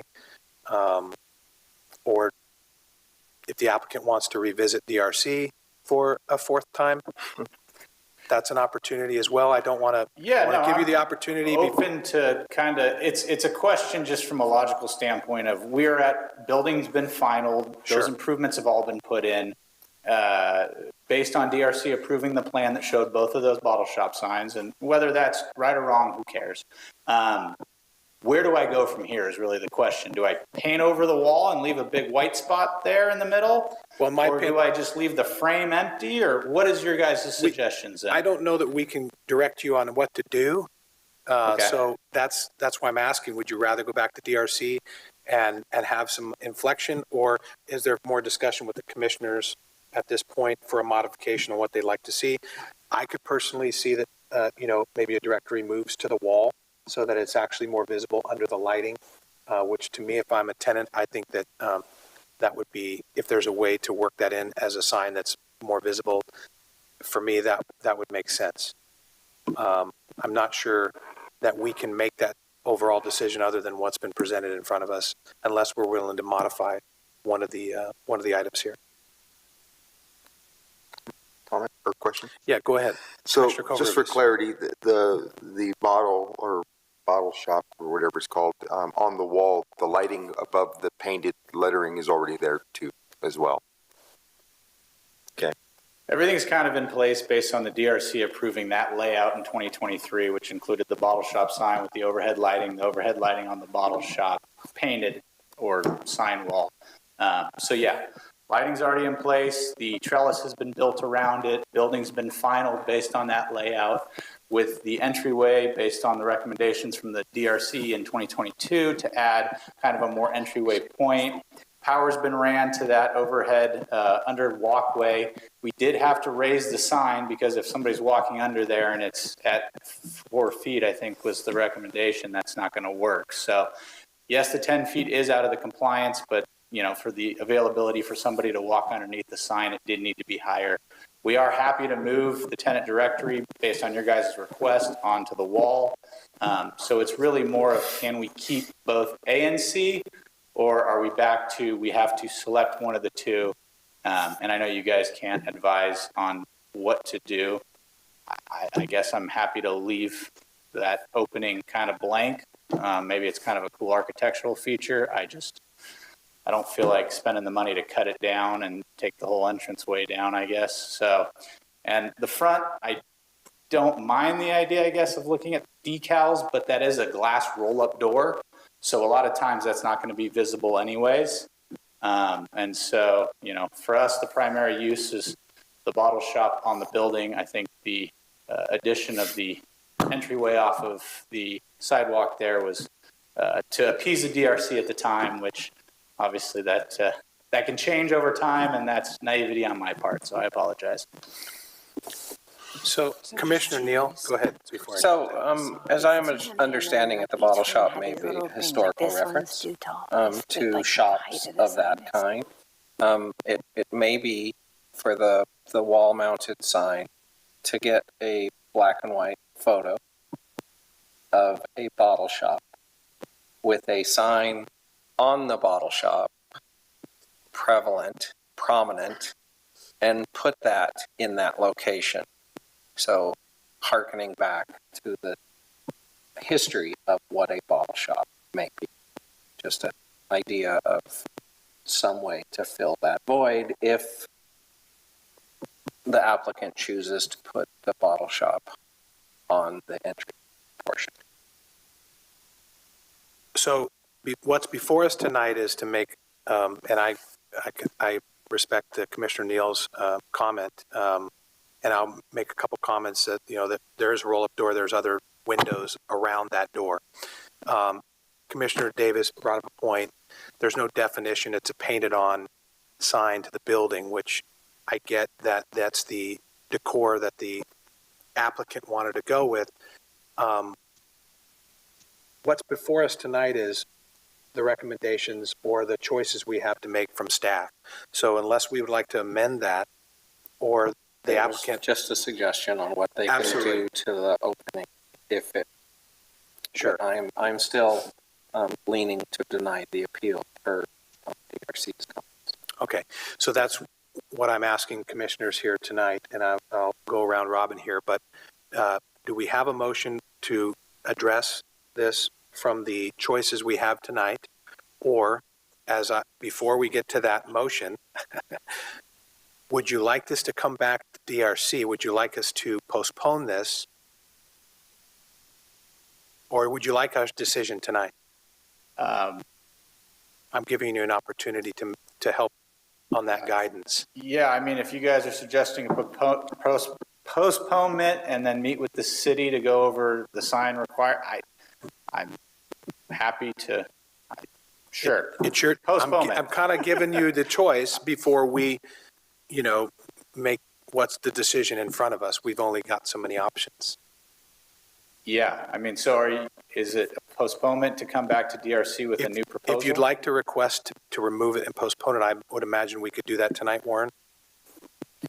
So you could either refer it back to DRC, or you could just continue it and then you direct staff to either bring it back to PC or DRC, just depending on kind of how it goes, working with the applicant. And that's what I meant. I apologize. I meant for continuance instead of postponement. So, Commissioner Kovaruvis, you had something you wanted. So if it were referred back to DRC, would DRC have the capability of approving if he were to do something similar to what Commissioner Neal's proposing, because the applicant doesn't want something blank on that wall? Is that something that we could approve at the DRC level? So the one problem for DRC is that there are modifications required to the, if you were to want to approve the applicant's preferred option, it requires what's called a development plan modification. That is approved by Planning Commission. You can send it back to DRC, but they can only make certain modifications that I believe this sign plan exceeds. The Planning Commission can make those modifications, and we can do that this evening. But I don't know that like the number of signs and the height of signs, that the DRC is not able to approve those. I did want to throw out, Warren had an idea that a third way to interpret the archway is as an awning sign. And as an awning sign, it would actually be darn close to complying with, and I haven't checked all the standards, but if we consider that an awning, it's not too tall, and I believe the sign height is probably also acceptable. It's not truly an awning, but it's closer to an awning, especially if you compare it to the awnings over the barn doors that are to the south there. So I'm going to throw this out there. Don't kill me. If we were to consider it an awning and we find that it does meet the majority of the guidance on that, and if the applicant were willing to not paint bottle shop on the building and make it more of a design feature, lettering, because it's already lit, so, and you already got the trellis, you said, already installed for ivy in the future and that stuff. If we were to make it some type of lettering of the size that is within guidance, height and size, I might lean towards, okay, it's an awning. And we can get this. I'm trying to save Paul some, I mean, he's been to DRC 3 times.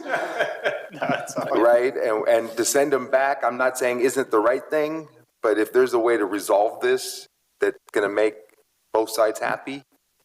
What's the definition of wall painting, building painting versus signage? How about no paint? Just, it's got to be some type of lettering that is properly installed, meeting guidance, that has like a 3D dimensional, I think is what we like. Right, the ordinance does allow painted signs, but it says that they shall have, and the language was in the slides, but it tells that the painted signs need to have some sort of 3-dimensionality, and so it's not that it's painted, it's that it's painted flatly is what was brought up. Well, I just figured if we just got rid of that piece of it, we would definitely make sure it was some kind of 3D. Oh, here comes the big dog. Yeah, I was just gonna, I didn't want to interrupt you, but I saw Darren itching to get there, so let's see what the city planner has to offer at this point. We're all shooting all ideas here, but one of the things I'm hearing, the concern is the bottle shop on the building and the bottle shop on the entry there, close to each other. Southpaw can do some pretty cool stuff. And what if it was just a symbol, the bottle itself? And I think Commissioner Neal was kind of heading that way. What if in that entryway was a bottle that maybe glowed in the evening or something? It was the symbol of the bottle as opposed to the words. Or vice versa, you did the bottle shop on the arch, and then something on the wall was maybe more of a symbol of the bottle as opposed to, the. Well, that's. But I think that I think was that. I think that was brought up at DRC to make the entry feature more of a have a bottle, and I don't think my fellow DRC members thought that was the best idea, but I would still hang out with that idea. I think it's an interesting concept, and could create some interest for that structure. So, and that wouldn't be a sign necessarily. It would be an awning with a piece of art attached to it. So, Katie, for clarification, Katie and Warren, maybe for the awning sign, do we have a definition or something that we would need to put as a modification into this if we wanted to modify the acceptance with some of these clarifications? I don't know whether or not you need to enumerate all the modifications. You're approving a master sign program, so we can make it really clear which signs and at which dimensions are approved, and then it includes, an approval of a modification that might be sufficient. I could also enumerate all the potential modifications you're approving if you'd like. Well, I guess what I'm asking is, does this need to go back to staff for them to verify that this would be more of an awning, or are you comfortable with the suggestion from the information you guys were able to do some research on just now?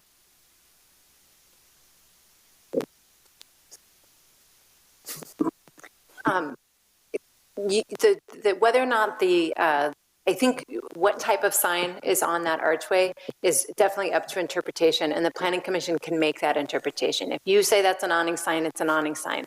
And then we would apply the standards of an awning sign. I mean, it's not truly a monument sign. It's not truly a wall-mounted sign. So any sign type that we choose is an interpretation. Right. And I mean, the code actually gives you the right to interpret the code. I mean, that's when I'm not just making that up. That's part of the zoning code. The Planning Commission gets to interpret. Absolutely. Okay, that's great. That's why I wanted some clarification. Sure. That's helpful. Maybe we should just put Norma's second alley. And I'm just trying to add some lightness to this a little bit. Okay, so we've got some suggestions from staff on how we can address this. Do we have any other comment or motions? Commissioner Marlowe. Well, I was just saying it says the painted needs to be 3D or whatever. That's kind of wavy, right? It's kind of 3D with the way that's painted on there. So I just thought, maybe they need to make it a little bit smaller, but I'm still sticking with my original thought. I think 2 bottle shops doesn't bother me at all. And I think it's fun and clever, and it kind of fits the motif. So I get maybe making the bottle shop a little smaller if you want standoff letters to meet the code so we don't have any sort of issues down the road with other people. I understand that. But I like both of them personally, and that would be my position. Commissioner Davis? Yeah, I would much prefer that we have this interaction at the DRC level, but I am sympathetic to the applicant in giving more visibility to those back tenants, and I would not be opposed to having the directory sign larger. I think there's a capability of having it larger. Correct me if I'm wrong. I'd like to give some leeway to that if it hasn't been designed already. I have a concern for those back tenants and their visibility. Okay, so we're back to square one. So anybody would like to make a motion with maybe some modification that were discussed? If not, I will make a motion. Can I get the printout of the options there? Okay. I would like to make a motion that the commission approve number 3, modify the Development Review Committee's approval conditions of approval master sign program. I think I'm checking the right spot here. With the changes in reference to the sign in the entryway being considered an awning sign, and the applicant to, what would we call that? Present signage as more of a art or three-dimensional aspect that favors the history or something to do with models, and that the sign on the building have some dimension, whether that means it's some other type of sign material or order, Commissioner Davis, some detail so that it actually stands off from that. I guess that's the best I could do. So, and with some flexibility. Well, what is this? What is the size of the list of directory at this time? It's 6 square feet. Okay.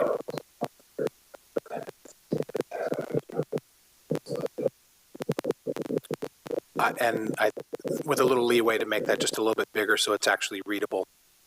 And I would be comfortable with leaving that for staff to review. That's it. That's what I got. Can I get a clarification? When you say the awning sign, because now it's an awning sign, it meets the requirements. And if we do 3D on the building and it's an awning sign, are you saying it can't say bottle shop at both? You're saying the awning sign has to be some sort of art? I'm saying I would prefer it not to say bottle shop again. But it could say bottle shop because it's technically an awning sign. I just want to understand your motion. I'm saying for it not to say bottle shop. Yes, that's what I'm clarifying. I apologize. So it cannot say bottle shop. My motion is that it would not say bottle shop. Okay. So and if somebody wants a second, that's okay. Or if you guys want to discuss that and decide if that's something that's okay, that's okay. We can do that too. Is there a way to simplify that? I mean, I think your motion could suggest that we go with option 3 here, have them put the directory sign on the building, define the entry sign as a awning with some type of art that doesn't display the same name, and that the bottle shop name on the building have some three dimensions to it that make it more individual letters and painted on. That's correct. Okay. Discussion. Correct. Go ahead. Bring up the frame of the frame, because my concern is the applicant has already said that frame has already been built. And I don't believe, if we call it an awning, I don't believe the entry sign there is out of compliance. If we call it an awning, it's already in compliance as it stands. Correct? Yes, if we're calling it an awning. As an awning sign, correct. So we're asking the applicant to change something that's already now in compliance instead of changing what might not be in compliance, which is actually bottle shop on the building. So my proposal is that we're okay with the entry sign because it's already in compliance per awning guidelines, and we focus on the building because to me, the building doesn't have any type of 3D dimensional, or if we want to replace bottle shop with some type of art, that to me, I think would be more favorable to the applicant because now he's dealt with two of the issues. The tenant sign is fine because he now has it in code. Entry sign, if we're calling it an awning, which I think we all agree is okay, it's within code. Now we've gotten rid of two and we've narrowed it to one, the building. That's just my thought. Okay. I would be in favor of that, but just making the letters comply with it by being three-dimensional and being whatever size it meets being. Now it says bottle shop on the awning, it says bottle shop on the side, and it meets all the requirements because we've changed it saying it's an awning. That, I would be in favor of that. Commissioner Neal? Just a clarification, the letters can be painted. They do not need to be three-dimensional. They just need to have some dimensionality to them, meaning they need to have a drop. They need to have some perspective as part of the letters. That's correct. They can be painted. I don't know if it's easy to get to the. I think it was or a border too, right? There is a shall, and it says that they, that any painted sign shall have, I can't remember the exact phrase, three-dimensionality, some sort of, like you said, perspective, beveling, something that so it's not flat. Bordering, it also needs, I believe, bordering of Borders some sort. are encouraged. That's not a requirement. Encouraged. Okay. I think my challenge, and I'm not an expert, I just don't know how you accomplish that with painted sign. I don't, to me, to keep it simple, you just, I don't know. That's just, if it can be accomplished, great. I just don't know if it can be.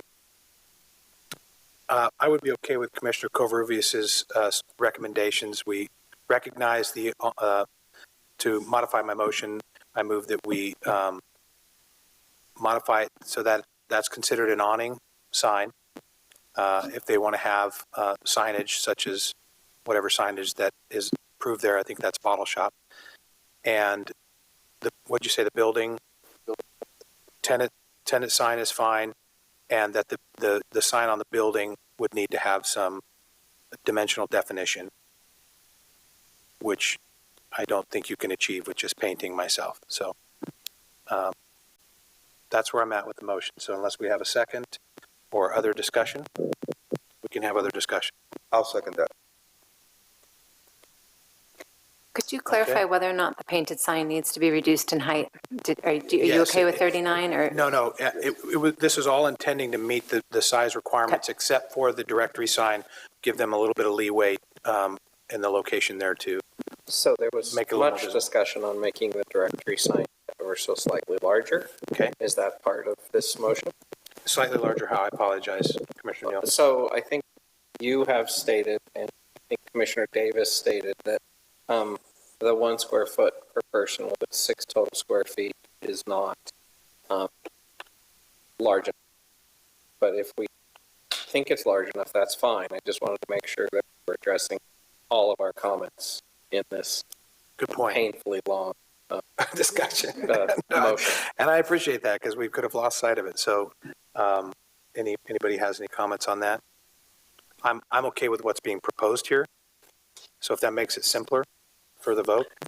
My only comment is if you're okay with being larger, I think you need to define what is larger. So yeah. So then I'll clarify back with my motion that I'm okay with what is being proposed for the size to meet. So the they're size proposing standard. 6 square feet. So if you just told us 6 square feet was okay, that would be helpful. Yeah, and that was meeting what was recommended for that size. I think that's correct. Yeah, that's Katie. That's within guidance. What he's proposing now is within guidance. Right. So what's shown on the screen is what DRC proposed. Yeah. Okay. Or condition. So is the second okay with that? With those changes? Yes. Okay. So Christensen motion, seconded by Covarrubias. Are we clear on the changes? Yes. Thank you, sir. Whew. Roll call. Commissioner Christensen. Aye. Commissioner Covarrubias. Aye. Commissioner Marlowe. Aye, yes. Commissioner Connolly. Aye. Commissioner Davis. Motion passes 6-0. Yeah, I Great. think you Good work, forgot me. everyone. Thank you. I think you forgot. I think you forgot Commissioner Neal. Commissioner Neal. Aye. You have Motion to forgive him. He passes was 6-0. dazed and confused. I hope that helps. Yeah, can you remind me exactly what we're doing? Good luck with that. Katie's got it all written down. Katie's got it locked right in there in the vault. Good luck. Thanks, guys. You got it. Okay. Thank you, everyone. That was good discussion. Good work. Let's move on to consent calendar. Am I reading that correctly? Nope. Oh, nope. I'm sorry. I got H2. H2 is sign cleanup process and street right of way. Sorry, it was in small print. I had to zoom in.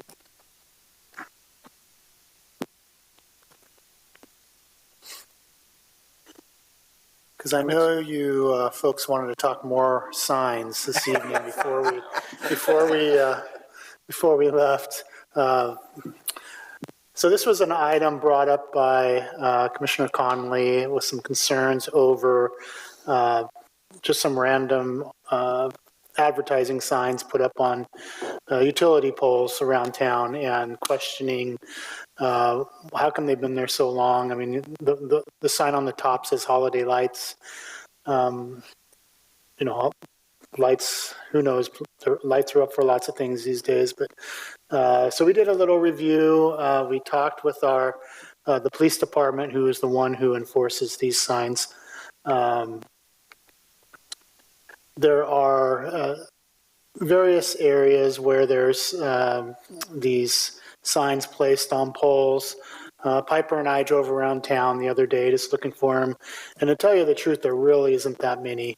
The Charlet and South River sign there. It's not backing up.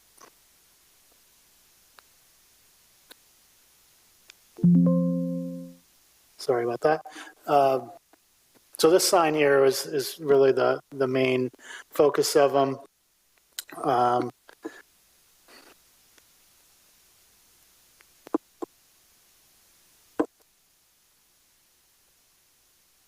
They're mainly advertising signs. They're located off-site, so they're not at a business location, and they're typically attached to poles or placed on the ground. So these are different than kind of the A-frame signs you see around town or the feather flag signs, which we understand as staff are a problem all over town as well. But tonight what we're looking at are these folks just running a business, putting up these signs at various locations, and the way we'd go about doing it. They are illegal. You can't place signs in the right-of-way or public property. That includes utility poles, traffic signs. And really the way that folks would request removal of these is by getting a hold of the police department. So through the police department, there are community services officers, which also known as code enforcement officers. And then there's the folks who take care of these the quickest are probably our volunteers at the police department. There's a volunteer group who go out and they look at the yard sale signs and the different signs placed on poles and put up. So there is a process to do that. It's asking the police department to address it. They typically get out there fairly quickly. We did meet with the police department recently about these signs that we see up here. So they have it on their list of things to remove. If they're up on a pole and can't be removed by somebody by foot, the police department gets the public works department to help with a truck and a ladder and personnel to help with that. So Piper and I went 24th Street. We went Spring Street, the roundabout, and there really isn't a whole lot of these type of signs out there. This is the main focus, is what we saw here, that intersection there, some along Rambouillet, some along Charlet, but not a whole lot. But if you see them, there is a process to remove them. I think it's been worse in the past, but we'd be happy to help remove those. But this is something that's kind of taking part of outside of the planning department. So it took us a little bit of education to figure out how these were enforced and who removed them and who to ask. So we learned some as well. But again, it's through the police department to remove these, and they do it fairly quickly. If there's any questions, I'd be happy to help with those. Great, thank you, Darren. Commissioners have any questions of Commissioner Covarrubias? Hey, Darren, so code enforcement, do they just make random trips around our city looking for stuff? I'm just curious to know if they were to spot these, do they just take it upon themselves, or are they waiting to get directive from our city to do so? I'm just curious what their approach is now, just out of curiosity. Definitely, if there's a complaint, because there's you can imagine a lot of complaints coming through that they have to prioritize. But it's my understanding that the volunteer folks will go out if they see it and have the ability to do it. They remove them. I don't think it really takes a complaint for them if they see them. You can see that on that telephone pole or light pole, they put them placed up high, so that the volunteers couldn't reach them, So I think that was done deliberately. But definitely they get on a list when there is a complaint. However, I think that there's folks out looking for them anyway. Commissioner Conley. Thank you, Chair. I brought this concern up because, first of all, it's unsightly, but I think there's a safety element here. Citizens going out, putting signs up high, and they risk their lives, they risk injury to themselves, climbing up on top of trucks and whatever else. And then the city staff or PD staff, the volunteer staff, have to take it down. I've had a situation where in state right away, we were taking down a sign and someone didn't have their hard hat and it hit them and they ended up in the hospital. These signs can fall down because they aren't put up properly. Over time, they can wear out and the fastening starts to wobble in the wind. They could fly off and hit someone. So I think there's a safety element here. And I see these signs week after week, month after month, and they stay up. So there's someone who's not enforcing these sign policies. And I really think that they need to do that. Even if it's not that prevalent out there, at the places that it is, it's very prominent. And it could be a safety problem. I really think that those signs should be down now. I brought it up. They're still up. So there's a safety element here. And certainly you say the signs are illegal, so putting them up in the first place is illegal. So there should be some enforcement of this. But what you're telling me is it takes a number of complaints to make it happen. I think it's unsightly, unsafe, and they should come down quickly. And I have personal experience with this with one of my employees getting injured taking a sign down. So that's my comments. Okay. Any other comments? Are we including in this garage sale? I mean, we see a lot of those on, weekends. Is that part of what we were looking at here too, or is this more permanent business site? I think in my opinion, it should all come down. The garage sale signs. I can understand people wanting to put it up, and if they have a yard sale in their neighborhood, put up a sign. But after the yard sale, go back out and take it down. Even if, we don't have to, even though it's illegal. But when it comes to these big signs that are up high, that are heavy, subject to wind, subject to being up there way longer than they should be, I think that's why I brought the concern up. And I don't know what the city policy or procedure is to address it, but it should have, in my opinion, should have been addressed as part of the normal enforcement process. Okay. Is there any public comment on this at this time? Is there anyone that would like to comment on this from the public? Is there anyone online? Marcy? No callers. Okay, closing public comment, bringing it back.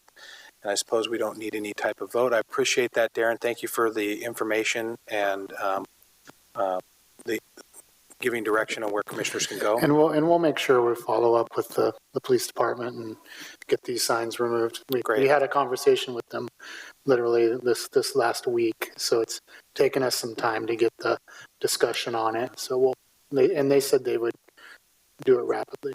Great. Yeah. Thank you so much. And I'd like to thank you for that. I brought up the concern. Thank you for looking into it. Yes, thank you. Okay. We're good to move on to the consent calendar. Do we have any discussion on that? Do we have?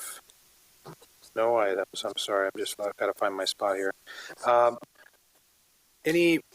Anything on the Paso Robles Streetscape and Ad Hoc Committee report? No updates tonight. How about housing constraints and zoning code update? We don't have a housing constraints meeting scheduled yet. I do expect one probably in the next month or so. Zoning code update, we are working on a workshop to discuss the home occ regulations. So that will be on the March 25th Planning Commission agenda. So you'll be hosting a workshop to hear from the public on their thoughts and concerns with home occupations. Okay, great. Thank you. Any changes developed to DRC rotation schedule from any of the commissioners? No, we're good. Okay, moving on. Bringing it back, planning commissioners' comments. Do any of the commissioners have any comments? Commissioner Neal? I just would like to welcome Piper to the staff, and hopefully it wasn't too painful presenting to us. You did a very nice job. Thank you. Commissioner Covarrubias. I wanted to say thank you to Commissioner Davis for all of her time and energy, and I think we all tend, well, us involved don't forget, but there's a lot to forget that this is all voluntary. A lot of hours are spent doing this, and we do it because we love our city. We love Paso Robles, and Davis has reflected that every single time, and it's been a pleasure serving you. Thank you. Yeah.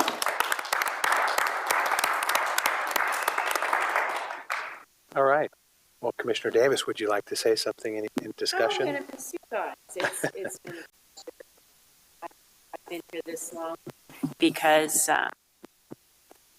we are kind to one another. It's always been very civil, and that's not the case for a lot of kind of meetings in town. So I encourage you to do the good work that we've always done, and it's been a pleasure.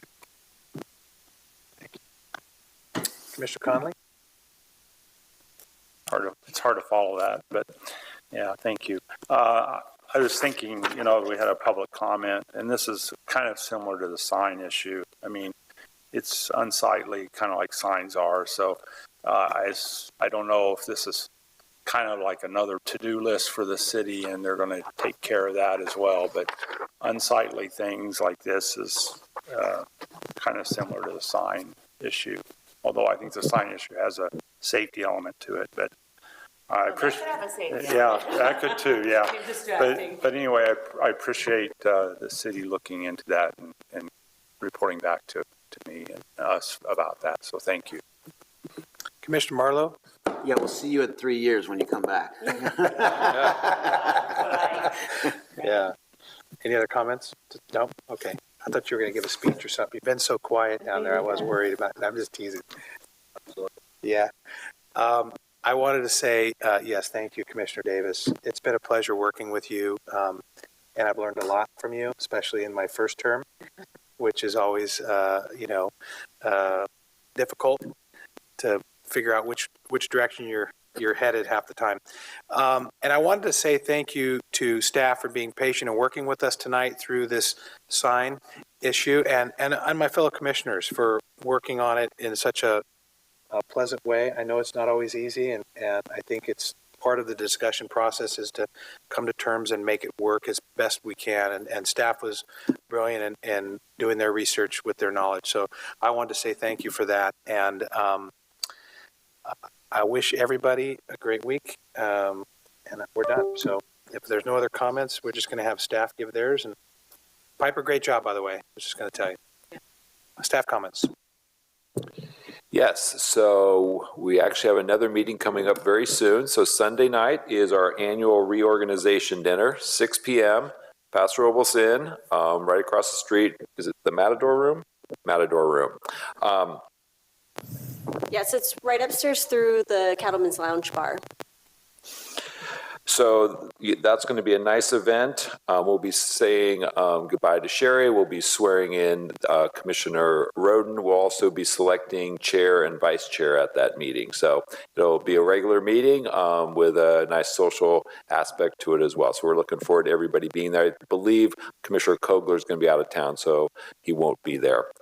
Other things going on update-wise, Lori Wilson, our assistant planner, has been promoted. She is now the city's development services manager, so she's no longer going to be a city planner, basically. She's going to be working among all the different divisions, which is planning, building, and engineering on our whole permitting process. So you won't be seeing her at Planning Commission in the future. Luckily, we have Piper here, but we do now have another vacancy in the planning department, so we're hoping to fill that soon since planning is fairly busy. And then hopefully you got your copies of the draft EIR for the landing project. So we got that out to you early so you can start to work your way through that document. We expect Planning Commission hearings will probably be this summer. So that's kind of the timeline we're working on. So that's basically an informational document right now. It's out for public review so that we're basically asking the public to comment on it. As a commissioner, you're going to be making a decision, so you aren't supposed to comment or make any decisions. So if you hear from people, you definitely hear their opinions, but you shouldn't take any formal positions on anything in the EIR or the project until we actually schedule the hearing. So that's just kind of something to keep in mind because it is a big project, and I'm sure we'll start hearing more and more about it. And then finally, let's see, the Planning Commission Academy is next week, March 5th through 7th. So I think Commissioner Christensen and Commissioner Roden will be going to that. If you have any questions or issues on that, check with Marcy. She's getting that all coordinated. And I think that concludes staff's report. Great, thank you. Now, do I have a motion for adjournment? All right, everybody in favor, say aye. Aye. Thank you.